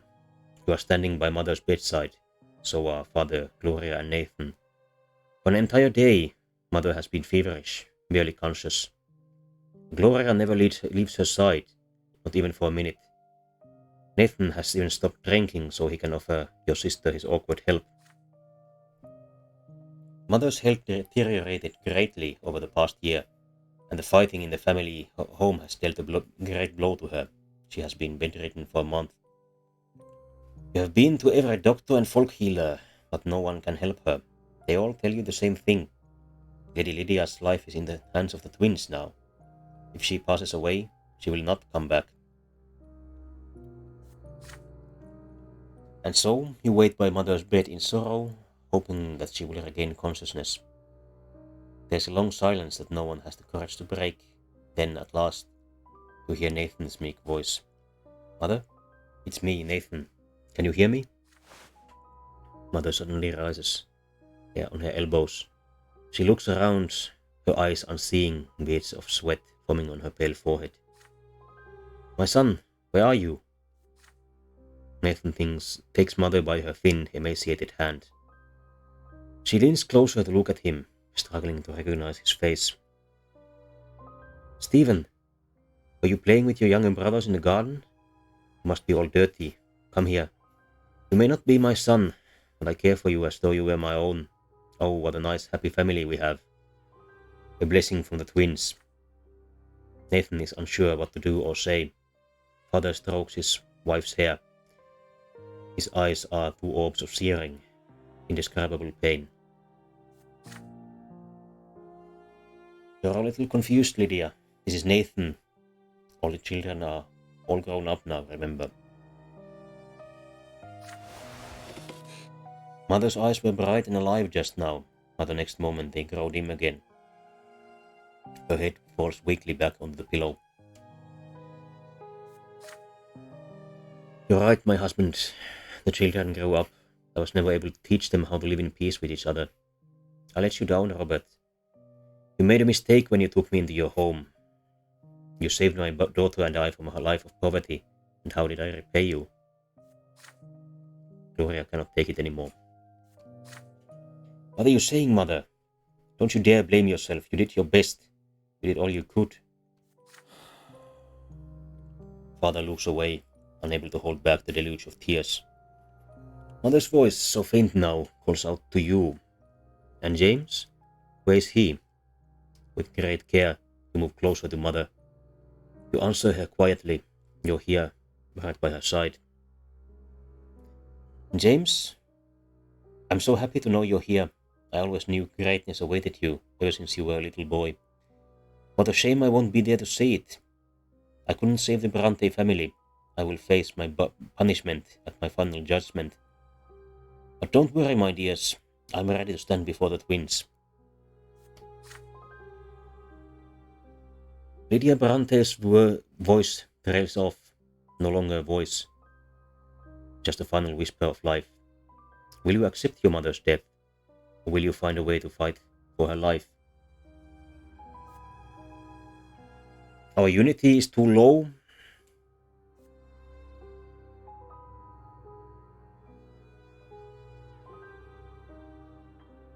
And our unity is also too low for this one, and we have Gloria living with us.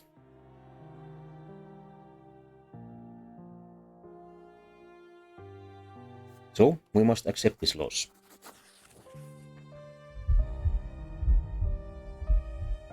Your heart aches and grows numb as you realize the inevitable. There's nothing you can do to help your dying mother. There's nothing that would give her strength.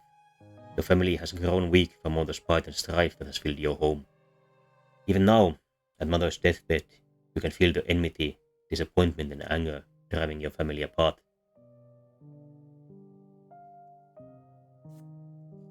I think Gloria's adoption took 2 points of unity from our family. So, if that had gone somehow different, perhaps she would have survived. Perhaps if James had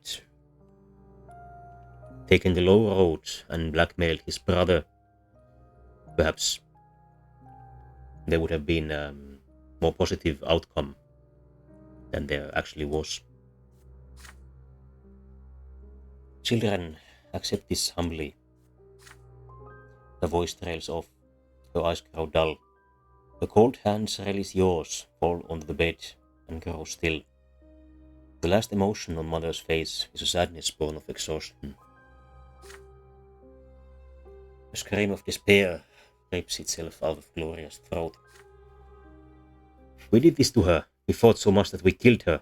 Me, Stephen, James. Nathan yelps with grief. He runs away, howling. Father slowly sits and takes his late wife's hands in his. His tears flow no more. His eyes stare far into the distance, empty and bleak. Lydia.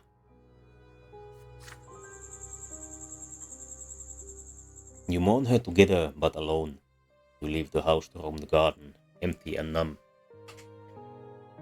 Mother has left this world for the peak of the pillar to face the twins' judgment. She spent all her life preparing for this journey. But now her mortal life has ended. She is no longer here. And never again will she guard her family at the table. Never again will she offer a word of solace in trying times. Never again will she greet you with her quiet, humble smile. You bury your face in your hands. Lydia Brante, your mother, has left this world.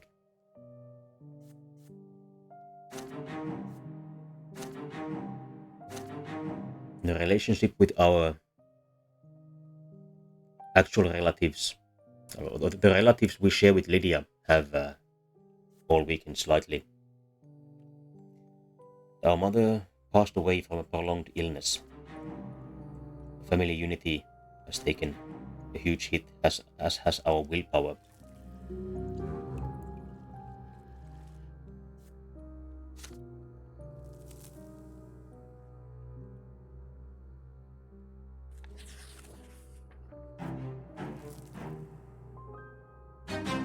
So it appears that Sir Brante finally suffered at the age of 27, I think.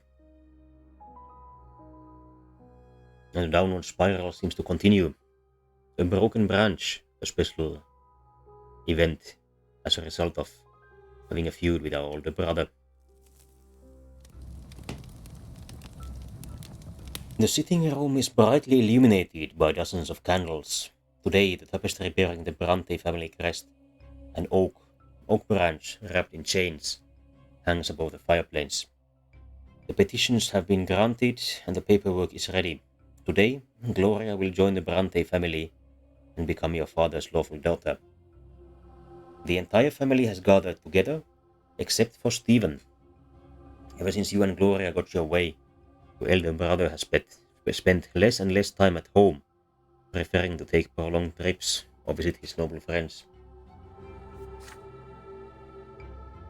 Gloria is standing by the fireplace, clothed in a modest black dress, quite unlike her usual trousers and man's jacket.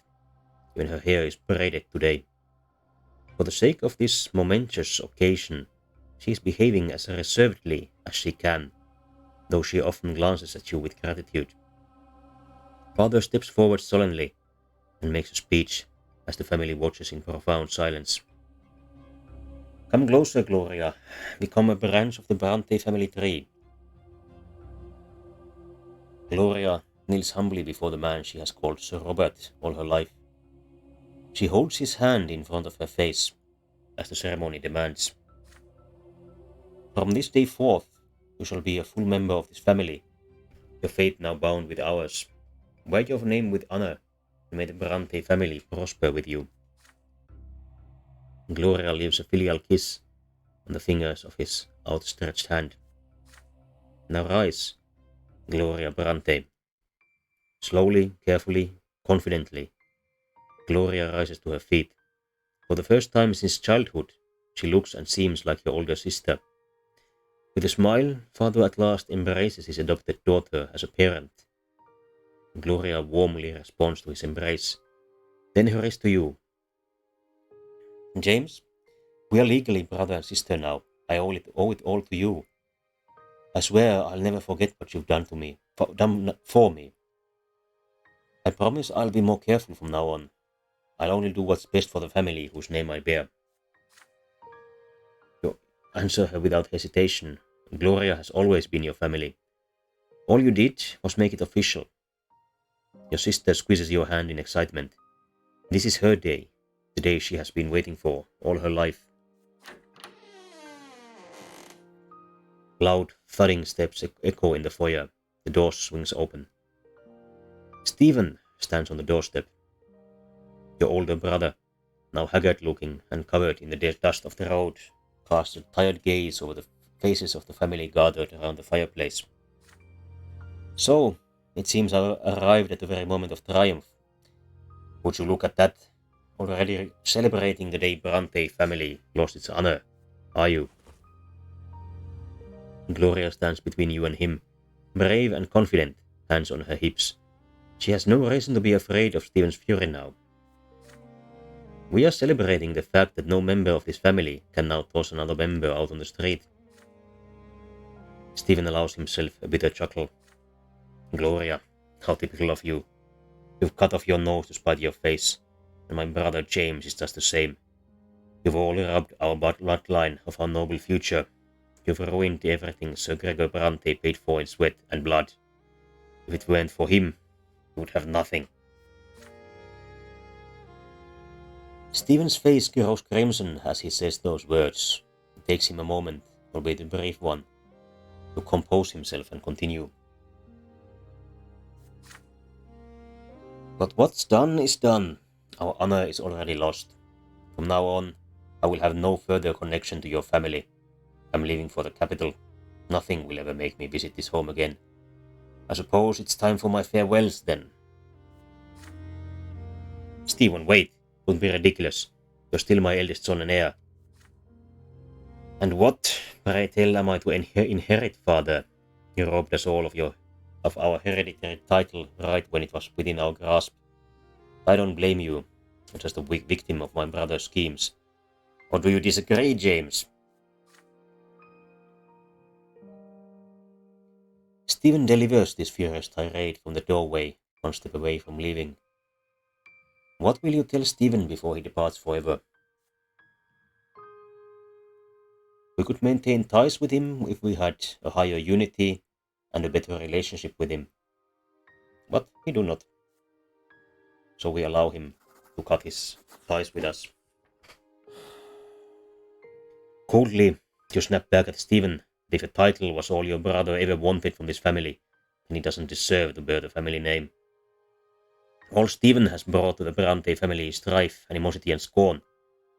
For the sake of his ambition, he was ready and willing to sacrifice anything, anyone, all under the pretense of protecting his family. Good riddance. There is no place for him here.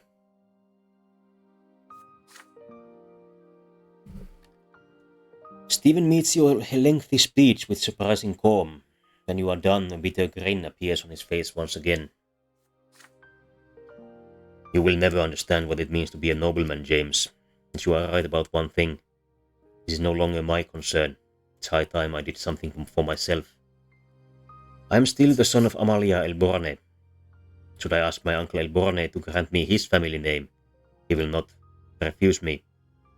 I shall forge a new faith for myself, one without any of you in it. Stephen studies each of you as though trying his best to remember this moment forever. His face reflects a fleeting moment of regret, but it is quickly replaced by decisiveness. I cannot reject this blood tide.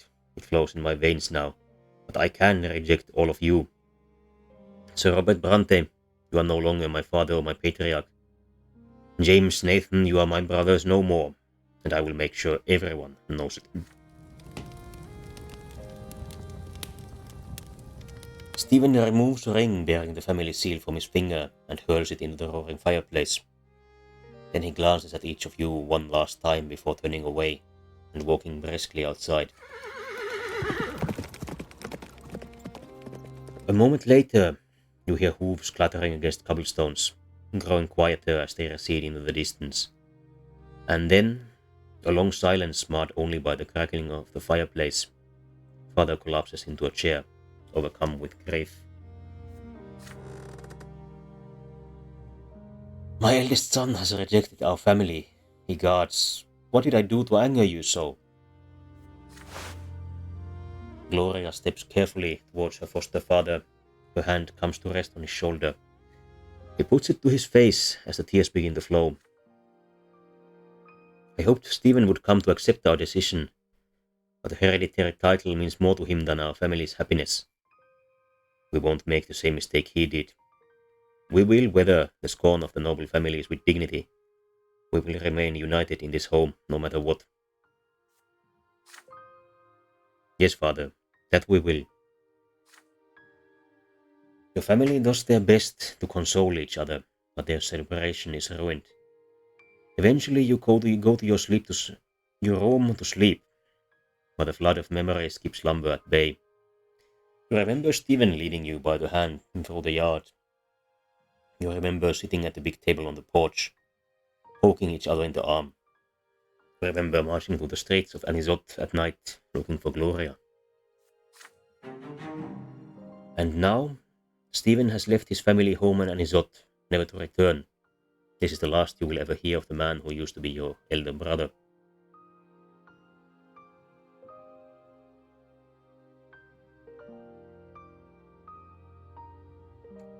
This might be for the best, for the remains of this family, and it might have been better if this breakdown had occurred years before.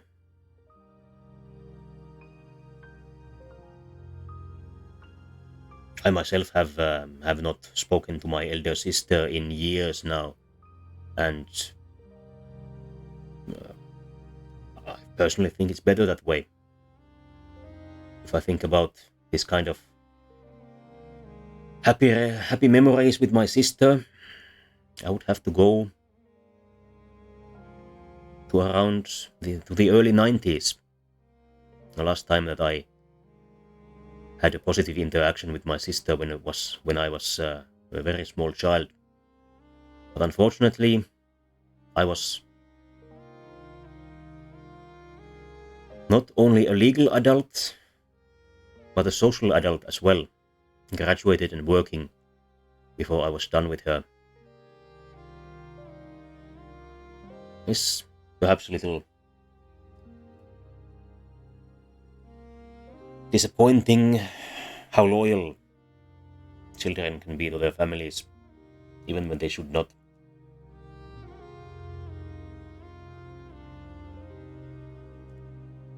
But let's continue. Our relationship with our father has weakened, with our sister strengthened, with our older brother severed all ties. I think our reputation was around zero to begin with, but even if it was not, it would be by now. The family unity is now quite low. Although the amount of family members to quarrel seems to have become quite low. I wonder how this unity will present itself in the coming years. The heir of the family is now James, a priest with no family or children.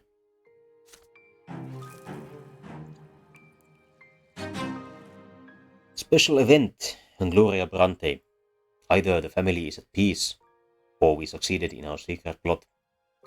So there was a path to have a happy family with everyone present that we did not encounter. Stephen exiled. Stephen had left the house of Brante and went to seek his fortune in the capital.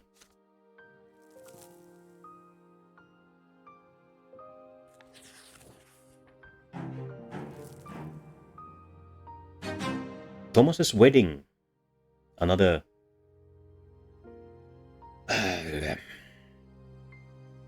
special event.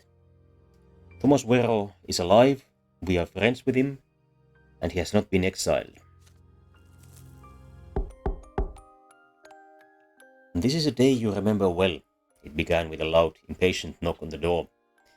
You are surprised to see Thomas paying a visit to your home. There is joy on his face as your old friend shakes your hand. Let's just collect this one away. Brante, it's been a while since I saw you last. I just got back into the city. I visited my folks, then ran straight here. Othon has finally stopped hounding me. I sure hope that mess is over for good. You invite your friend in, but he gestures for you to wait, a sly smile on his face. I'm a little hurried right now, buddy. So much to do, so little time. I'll explain. I just got back from Sulmina. There was this girl in the village, a shopkeeper called Mire. She gave me shelter, and I ended up falling head over heels in love with her. You congratulate your friend and pat him on the shoulder with joy. He laughs happily. My poor ma and pa, all their life they'd hoped I'd marry a noblewoman. I used to hope for that too when I was young, but now I know some things matter more than noble titles. Mira is about to be my wife. It seems that Thomas has ended up on a similar trajectory to James. I have to wonder if this is coincidence or plotting on the part of the developers. You offer Thomas words of congratulation, but he suddenly grows serious. Othon's left me alone, but Mira and I will still be better off far away from Anisot. I wasn't happy serving in the Legion anyways. I thought the nobleman's lot would set me free from suffering and do the same for my descendants. But it just ain't that simple. I was less free than ever. I'll be better off as a commoner again, earning my living by the sweat of my brow. The farmstead might not be an estate, but the high and mighty won't set their sights on me again. I live my life in peace, just like I wanted. I've got just one last request for you, though, James. You've done so much for me, but I'd be honored if you'd be a witness to my wedding vows before that wins. We can bear witness as we are friends, or we can perform the wedding ceremony ourselves, as a priest. This does not require anything else than being a priest, but I think that would make the wedding particularly special. Your hand comes to rest on Thomas's shoulder. You are a priest yourself, perfectly capable of conducting the wedding ceremony. It would be an honor. Will Thomas agree? Thomas glows with joy. I was afraid to ask, James. Now my best friend's gonna marry me to the love of my life. How about that? I gotta get ready. Several days later, you follow your childhood friend to a smallish temple nestled on the edge of the brass district. He is wearing a plain white shirt. Needless luxuries are forbidden at the austere wedding ritual. You are both welcomed by the bride, a blonde-haired young woman, innocence and hospitality written across her trusting face. The bride's parents stand further away, two aging villagers eyeing the streets of the big city with suspicion. Mira, meet Father James Brante, my best friend since we were lads. He's gonna marry us before that wins. The bride greets you with a humble bow. The three of you step inside the temple. You close the doors behind you. Tradition demands no one be allowed to attend the sacred wedding ritual. Thomas and Mireille kneel before the altar. This is the first time you have performed the wedding ceremony, but you know the ritual well. You must summon the twins to oversee the sacred union of this couple. And so you call forth, O twins, elder and younger, behold these two as they kneel before you. They beseech you to join them in eternal wedlock. The candle flame stands and quiver. You hear a strange murmur in the temple. The darkness beneath the vault of the temple ceiling swirls into two colossal shades. The bride and groom raise their eyes to them, awestruck. Now you ask the bride and groom in turn to swear their loyalty to this divine union. I do. The bride echoes Thomas. You stand over the kneeling bride and groom and speak their names to the twins, which watch over you, Thomas Vero and Mire of Sulmina.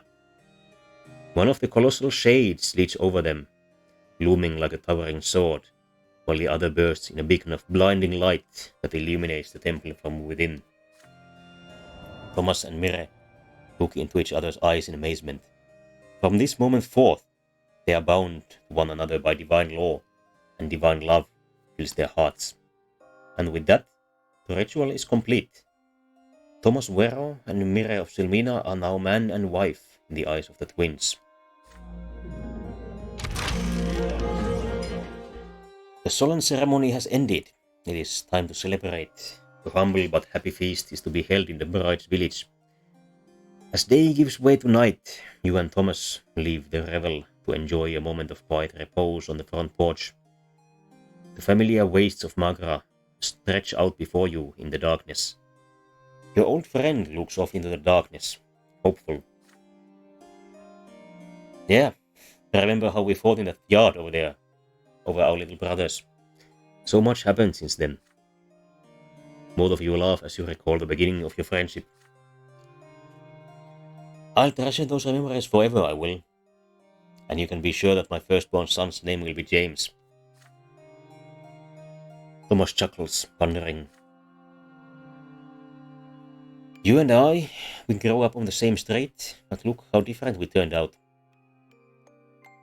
You have a say in other people's fates, Brante. Your name will surely be remembered. But me? I'm still a humble nobody. And you know what? I'm okay with that. I used to be sure a man could never start over with a clean slate, but I guess I was wrong.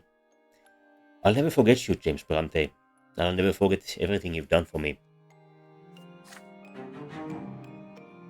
A tear runs down your French cheek. For the last time, Thomas embraces you. Tomorrow he will leave Anisot forever. Will you meet again? Nobody knows. Both our eloquence and theology have improved. We are now 1 point away from an inspired speaker and have reached prophet. An achievement, a soldier's new life. I think this is the first achievement that we have acquired along this tale. Thomas's new life. You see Thomas off to a new life, far from all the danger and chaos.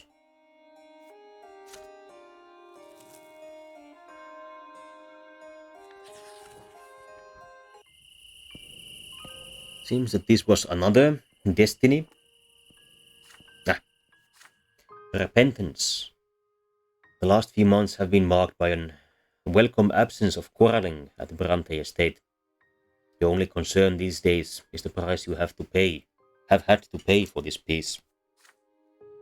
Today you come home late, wrung dry after a day of work and worry. Everyone is sound asleep. You are making your way to your bedroom when you hear a suspicious noise coming from Father's study. It's too late for Father to be working. You go to the door of the study, trying to tread softly and turn the knob. The room is brightly lit by the moon. You recognize your brother's clumsy silhouette above Father's desk in the moonlight. Nathan hears you come in and leaps to the side in fear. You see something glinting in his hands. Father's dagger. Oh, it's James, it's you. Shush, I just took the dagger for a moment. Don't worry, I know holding a weapon is against my lot. I don't mean anyone any harm. It's for me, actually. I have to go to the twins. Your younger brother clumsily turns the dagger around, holding it against his own body. You try to remain still. Nathan wants to take one of his lives. But why? I'm not even sure how to say it. Brother, I just can't find a place in this world. I'm always an outsider, always a waste of space. Isn't there some place for me in the twins' design? I can't stop thinking about it. I've been trying to understand them for so long. How am I supposed to live in their world? What's my place in their great plan? But I've only made things worse. I meddled with the Markian sect, defied and rejected my lot, indulged in vice. But I found nothing there. The old faith, the new faith, Father Mark's heresy? They all gave me all sorts of answers, but none of them worked. There's nothing else left for me now. I've got to see the twins myself and ask them. I know I'm an affront to their plan just because I'm alive. I repent. I'll pray for their forgiveness. But the twins never forgive, you tell Nathan softly. They never have and they never will. You will be judged in the hereafter for every false step you take. Your younger brother sighs heavily. I know. Mother taught us that all our lives. I still have to try. There's no other way. One of my lives isn't too big a price if it works. I can't find any use for them anyway. See you soon, brother. Hope I'll be different when I come back.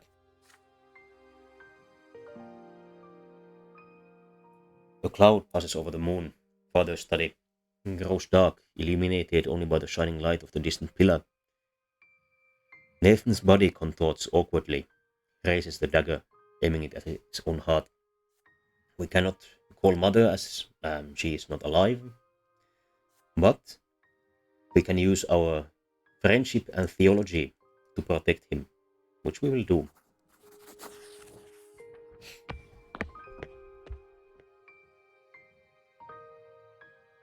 You slowly approach your younger brother. His shaking hands violently squeeze the hilt of the dagger, but your soulful voice has a soothing effect on him. Nathan has no reason to hurry, you assure him. He will meet the twins when his time comes. Trying to draw the twins' attention is an act of grave insolence, you tell him. The twins are always watching. They know everything they need to know. If they have anything Nathan needs to hear, he will hear it when the time is right. Nathan hesitates, but you know your brother well enough to sway him. He lowers the dagger without protest. You take the sharp steel from your brother's hands and put it back where it belongs. Father will never know of this midnight intrusion into his study. You're right, James. You're always right. Who am I compared to the twins? I can't even get anything out of a regular person. But how? How am I supposed to live in this silence? You try to advise your brother on this, but his response to your words with brody mutterings. So I'm beneath even the lowly lot, it seems. I should just accept it and suffer, but I can't, despite anything Mother taught me. There are no answers out there for me. After that night, Nathan throws all caution to the wind. He spends every day and night in dank taverns, and is surrounded by suspicious characters. His pitiful existence is devoid of all meaning. Your only consolation is that one of your younger brother's lives has been spared. It seems that this did not have a positive effect. I wonder if letting him meet the gods would have. Perhaps not. Our theology has increased, although it could not, and our manipulation has increased as well.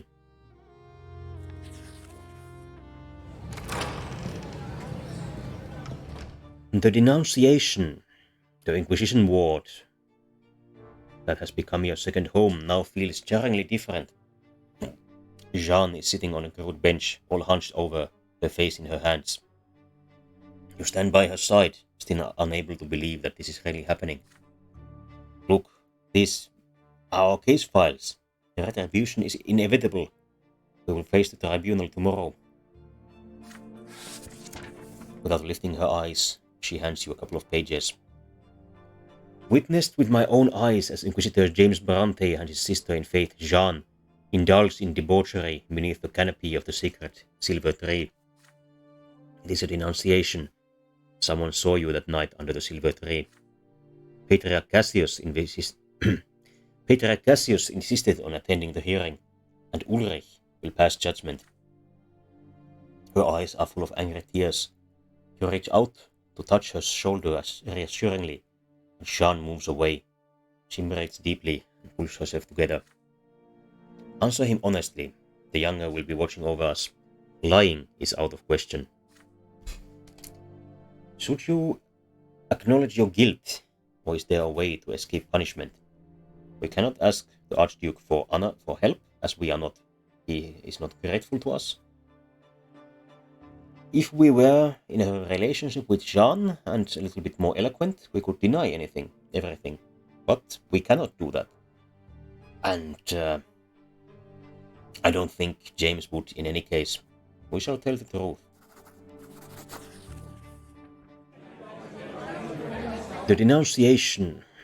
There are only a handful of people in the courtroom. They are all priests from various Anisot churches. You stand before Patriarch Cassius and Inquisitor Ulrich. The Inquisitor's gaze is full of disappointment. The Patriarch, on the contrary, has a triumphant smile on his face. The image of the younger gazes at you sternly from the icon behind them. Let the tribunal begin. This shouldn't take long. Brother James and Sister Jeanne, you stand accused of engaging in a depraved carnal liaison with one another. Under the silver tree, no less. What sacrilege! The priests exchange whispers. You feel the blood pounding in your temples. It is so, Patriarch. Still, this denunciation might well be an attempt to tarnish our order and nothing more. A slander concocted by someone who harbors a grudge against the Inquisition. Brother James, beneath the gaze of the younger, tell us, your brethren and mentors in faith, what really happened. It is hard to keep calm. Imagine that they are not here. Ulrich, Cassius, the other priests. Not even Jeanne is here. You look into the face of the younger, and you start relating everything to him, the whole truth. As bitter as your shame is, you are indeed guilty, and penance must be done. Yes, you sinned. You yielded to the feelings that overcame you. You deeply regret the incident. It was the will of the twins that led you to it, and neither you nor Jeanne could resist it beneath the silver tree. It happened but once. It never happened again, and it could never happen again. The room is silent. Cassius watches you intently, then lowers his gaze, concealing a grin. Inquisitor Ulrich's nostrils flare angrily. What about you, Sister Jeanne? What do you have to say? Jeanne also speaks only to the image of the younger. She stands tall, very strained, her voice completely devoid of emotion. It happened just as Inquisitor James said. I have nothing to add to his statement. I assume we will have to accept our punishment for this misdeed. We have heard enough. Inquisitor Ulrich, what sentence would be sufficient for these sinners? Ulrich remains silent for a moment. In the name of the younger, I assign you the following penance. You will be imprisoned. You will each spend 3 months in solitary prayer. The only companions will be the twins. The Patriarch nods approvingly. You leave the courtroom feeling exhausted. The sacred conclave is right around the corner. Do you think Patriarch Cassius could be the one behind this denunciation? Does it matter? The younger's retribution is inevitable. It makes no difference who carries out the punishment. Our relationship with Jeanne has improved slightly, but the power of the Inquisition appears to be no more. I sense a special event in our future. Age 27, the last year of peacetime. We are now 2 hours and 1/4 into this session. Let us carry on. If you find the session too long, please feel free to drop out and perhaps watch the recording afterwards. A storm on the horizon. For over a year now, Anisot has been steadily simmering with unrest, like a soup pot over a well-stoked flame. Commoners flock to the squares in droves. The mobs grow bolder, demanding new freedoms and protections under the law. The last straw insurgents commit brazen acts, hoping to overthrow the authorities. The noble gentry insisted that every mob be dispersed by force, and they are ready to fight for their ancient privilege, sword in hand. In spite of this enormous pressure, Overseer Gaius Tempest remains highly reluctant to allow any bloodshed. But the common people are already too desperate, and the age-old fear of the nobility's might is barely enough to keep them in check. More and more people are rejecting the lots and converting to the new faith, not to mention other stranger, more esoteric teachings and beliefs.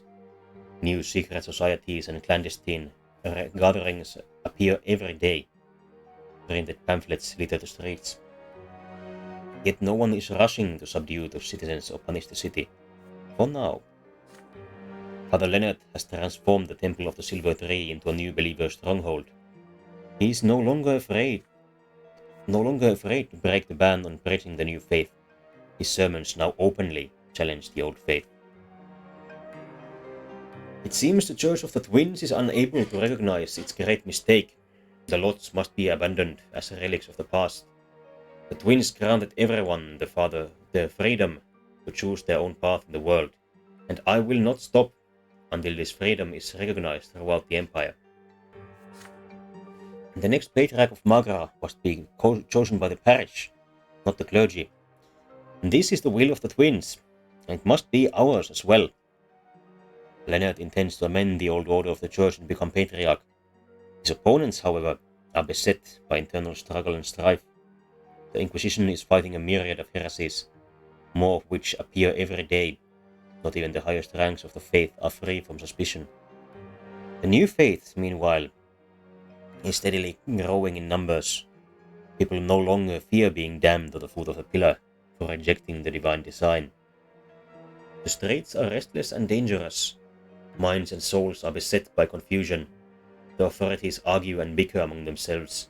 Conspiracies plague the city. Time marches on, and change is coming. It cannot be stopped. Can you find a way to guide it in the right direction?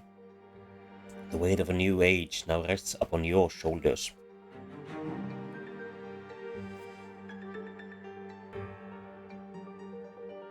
We are moving towards the new faith. We are 1 point away from the new faith being the dominant religion.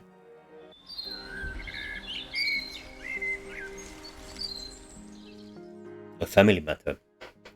For over a year now, Anisot has been slowly simmering with unrest, the feud between the estates, between the old faith and the new, between the law of the empire and noble traditions. Tensions are at an all-time high, waiting for the slightest spark to catch fire and burn. Even your family's affairs have been affected by the growing unrest. It is during these troubled times that the future of your family will be decided. Father shakes you awake early in the morning. He is excited, clutching a letter bearing the imperial seal of the Tempest dynasty. Wake up, son. Come to the sitting room. A letter has come from Overseer Gaius Tempest. He gingerly breaks the seal and unfolds the missive. To the Honorable Brante family, I, Gaius of the Tempest dynasty, Overseer of the province of Magra, have given due consideration to your petition to have your bloodline ennobled by the sword. You are expected in 1 week at Castle Enery, as are all petitioners of the sword, where you shall hear my decision firsthand. It seems unlikely that our petition would be granted, now that our only noble son has run away, and the family heir is a priest.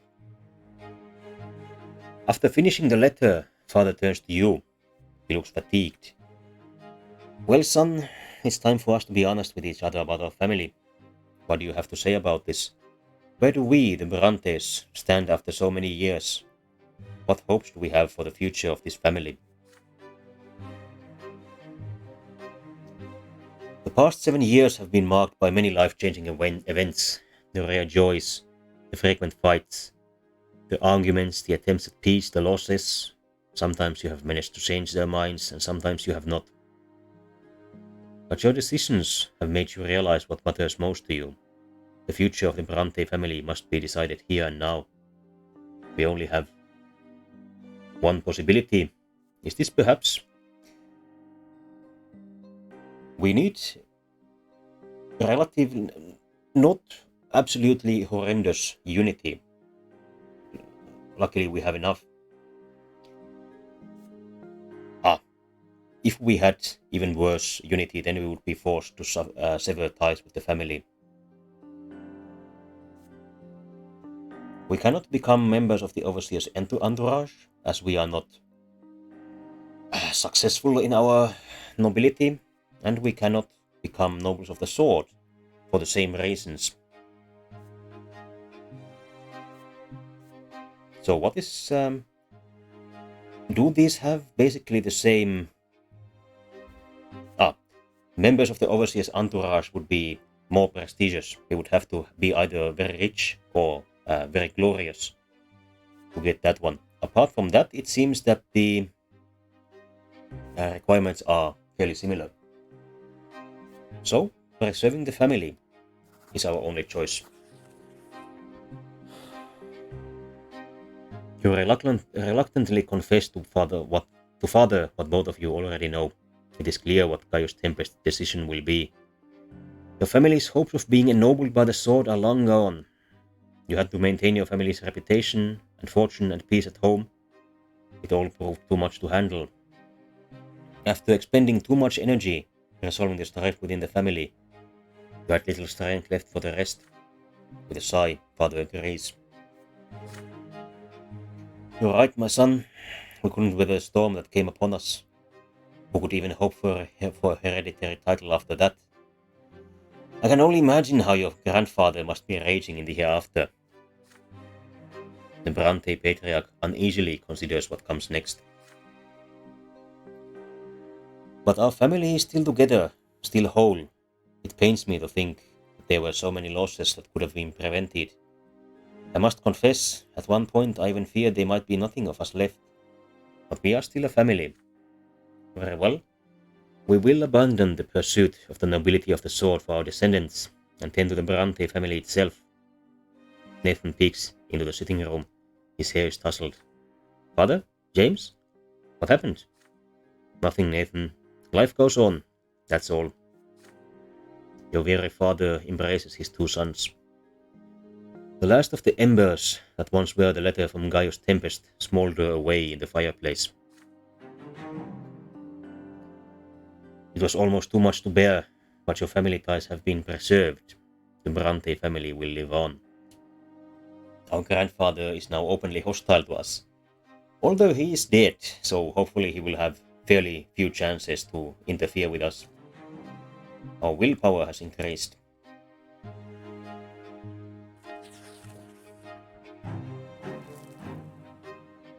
A special event in the heretic. Father Ulrich is not dead by our hand. I wonder what sequence of events would have led us to kill him. And inquisitional power is less than maximum. I wonder who the heretic is. You have not seen Jean for days. Neither of you have had the courage to speak to each other since the tribunal. She has often been absent from the Inquisition ward lately, which is alarming given that mere days remain before the sacred conclave. You go to the small chapel early in the morning. Inquisitor Ulrich is waiting for you there to discuss the upcoming trial of Patriarch Cassius. You barely have time to greet each other before you hear the heavy footsteps of armed men outside. The doors fling open, and Jeanne enters the chapel accompanied by champions of faith. She is holding a scroll bearing the seal of the Grand Inquisitor. Inquisitor Ulrich, in the name of the Twin Gods, you are hereby accused of aiding and abetting the Willist heresy.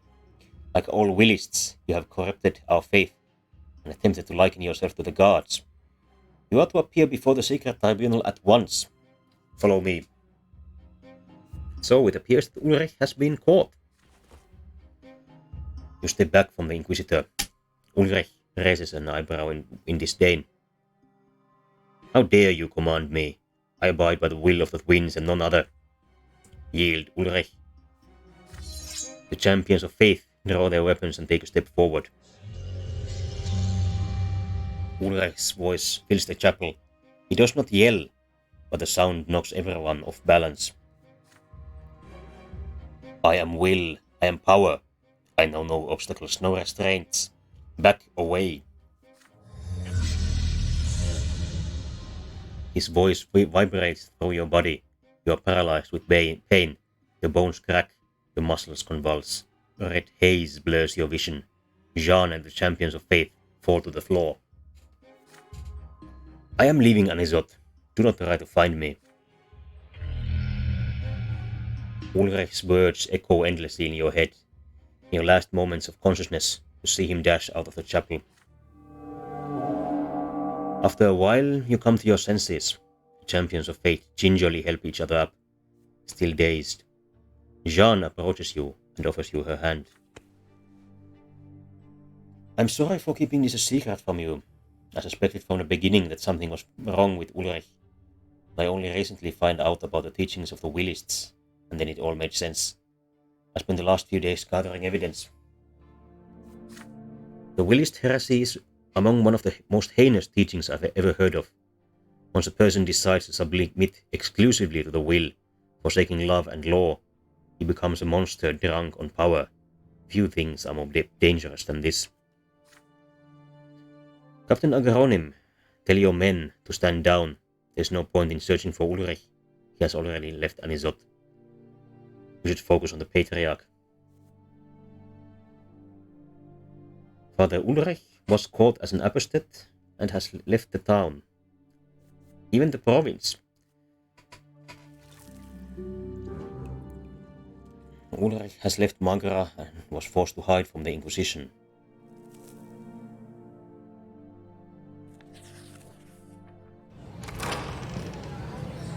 We are certainly lucky that he was not able to assume total power. The final step. 8 years have passed since your return to Anisot. For 8 years you have served as an Inquisitor. For 8 years you have struggled, facing trial after trial. The young seminary student is no more. Only the you of today remains. All your actions, all your decisions have led you to this moment. There is no more time for investigations and interrogations. You have done all you could. Today, on the eve of the Sacred Conclave, will you be able to stop Cassius on his way to the Patriarchate? Or will you have to step aside and bear witness to his victory? We cannot denounce him, as inquisitional power is too low, non-existent. We would have to have a powerful Inquisition and evidence. We can overthrow Cassius. Or we could wait for the Conclave. We will overthrow Cassius. We do have the evidence against him. He is a horrid heretic, an apostate, downright criminal. And we do desire to fight him. If the Inquisition no longer has the power, then we will use the new faith to battle him.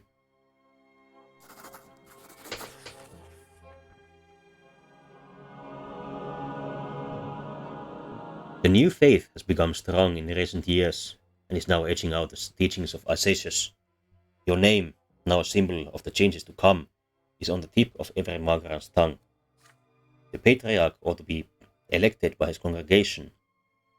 It is time to give the people this right. You leave the Inquisition ward at dawn. Father Leonard puts you by the door of the temple. Cassius's guilt is undeniable. You have found witnesses to all his crimes. By exposing him, Leonard will be able to unify his congregation and take the sacred title of Patriarch from this heretic.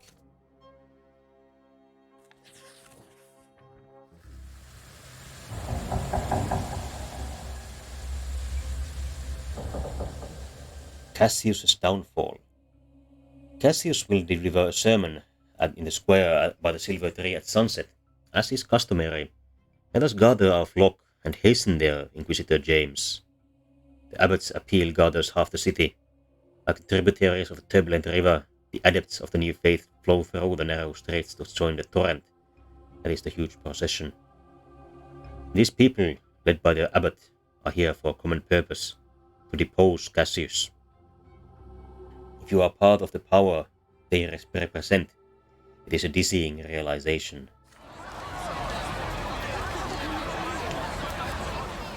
The square is full of old believers. It is so densely packed, there is no more room for those who wish to attend.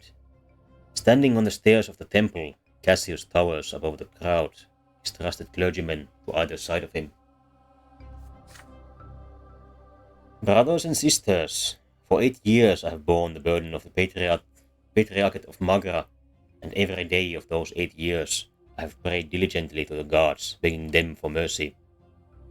But I see now that no mercy awaits us, only the wrath of the gods, for the teachings of Fotis, like venomous seeds cultivated by errant priests, have sprouted among commoners and nobles, and now they are poisoning the entire empire with their bitter venom. Cursed be they who are called upon to defend the true faith, but have instead nurtured heresy in their hearts. Come, brother James, the time has come to expose this heretic. The congregation stands aside, clearing a path straight to Cassius for you and the abbot. You walk towards the Patriarch, disregarding the angry shouts. Your mission is too urgent. Leonard walks up the wide stairs, holding your medallion high in your raised hand. You stand beside Cassius. In the name of the Inquisition, you command that his deceitful lips be sealed.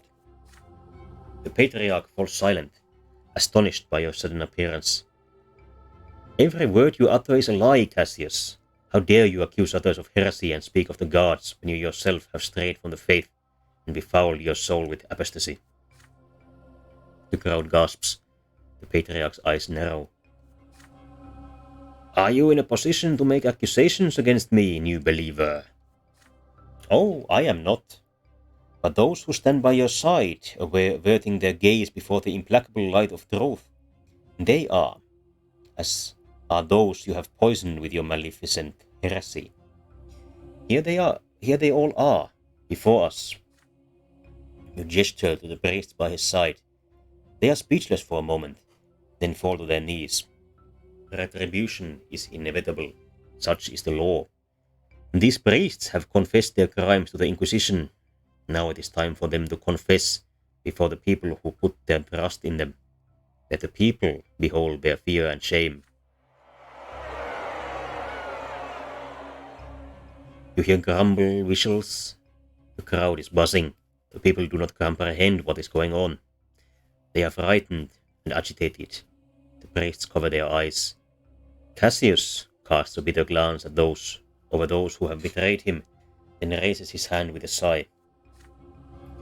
Enough. I will not allow my followers to be humiliated. If you need the truth, I will relate it myself. Leonard taps his staff on the ground. The crowd falls quiet. The abbot's voice resounds over the square, piercing the tense silence. So, brother Cassius, pray tell us, did you spread discord among the clergy of Magra? Did you lead them astray, encouraging them to reject the gods? Cassius replies, loudly and disdainfully. Yes, I did.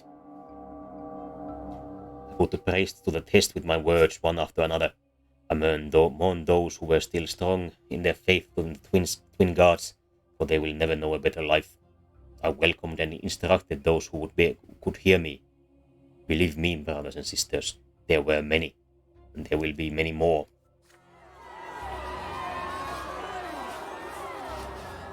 Angry shouts boom from the square. Heretic, we trusted you. Pray tell us, did you harbor sinful witches and give them shelter?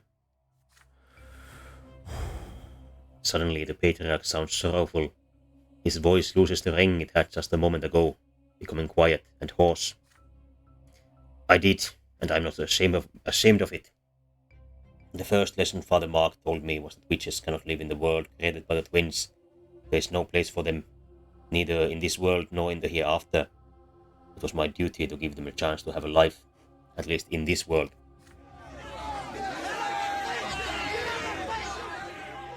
The angry roar of the crowd grows louder, the people's cries becoming more and more furious. Now you will burn at the foot of the pillar along with them. Witch lover? Was this lunatic really our pastor? Cassius cast a disdainful glance at the audience. In spite of everything, he remains dignified. Leonard continues. So you admit to renouncing your faith and your service to the twins. But pray tell your flock, why did you lie to us, maintaining the image of a righteous old believer? The old faith and new faith, they are both paths towards cruel gods, paths that lead nowhere. It's simple, brothers and sisters. I did it to support a schism within the church. Day after day I pitted you against each other, and even though I stand before this tribunal today, you cannot deny that I have succeeded. A shadow of sadness passes over the abbot's face. But why, Cassius? Why did you choose the path of heresy? What made you hate the gods? The scales fell off my eyes, Leonard. I saw that after we die, we will find ourselves in a prison of their absolute will. Only in this world do we have a chance to oppose them, but instead we continue living in the same prison of our own volition. Father Mark, my mentor, discovered the truth, but he was too hesitant. We shouldn't just quietly slip away from their gaze. We must defy the gods, destroy their idols, burn the books that glorify them, obliterate their names from history, and build a new world. Striving to calm the raging crowd, Leonard is almost screaming. There is evidence that you were planning to profane the day of the sacred conclave. What were you planning to do, Cassius? Oh, Leonard, you will never understand me. I was going to change the world. I was going to challenge them. The moment they appeared in the temple to create the new patriarch, they would have heard me. I would have liberated Magra, and then, just as in the days of yore, the flame of rebellion against their world would have spread throughout the empire. The patriarch's words can no longer be heard over the roar of the crowd. Anger, incomprehension, and sorrow distort the people's faces. Many old believers are weeping. Their trust has been cruelly betrayed. You step forward. The Inquisition demands that Patriarch Cassius be burned at the stake until his true death. The Patriarch cackles, his hoarse laughter drowning out the shouts from the square. I regret only one thing, not being able to set this land free of the twins. I regret that the truth was revealed to me. Remains beyond the comprehension of others. I regret that I will not see their temples torn down. I regret that I will not hear the twins defamed by every living person. You have said enough. Stop. You saw it all, you heard it all. There can be no better proof that the next patriarch must be chosen by the parish. The priests of the old faith have lost our trust. They elected a heretic to lead us.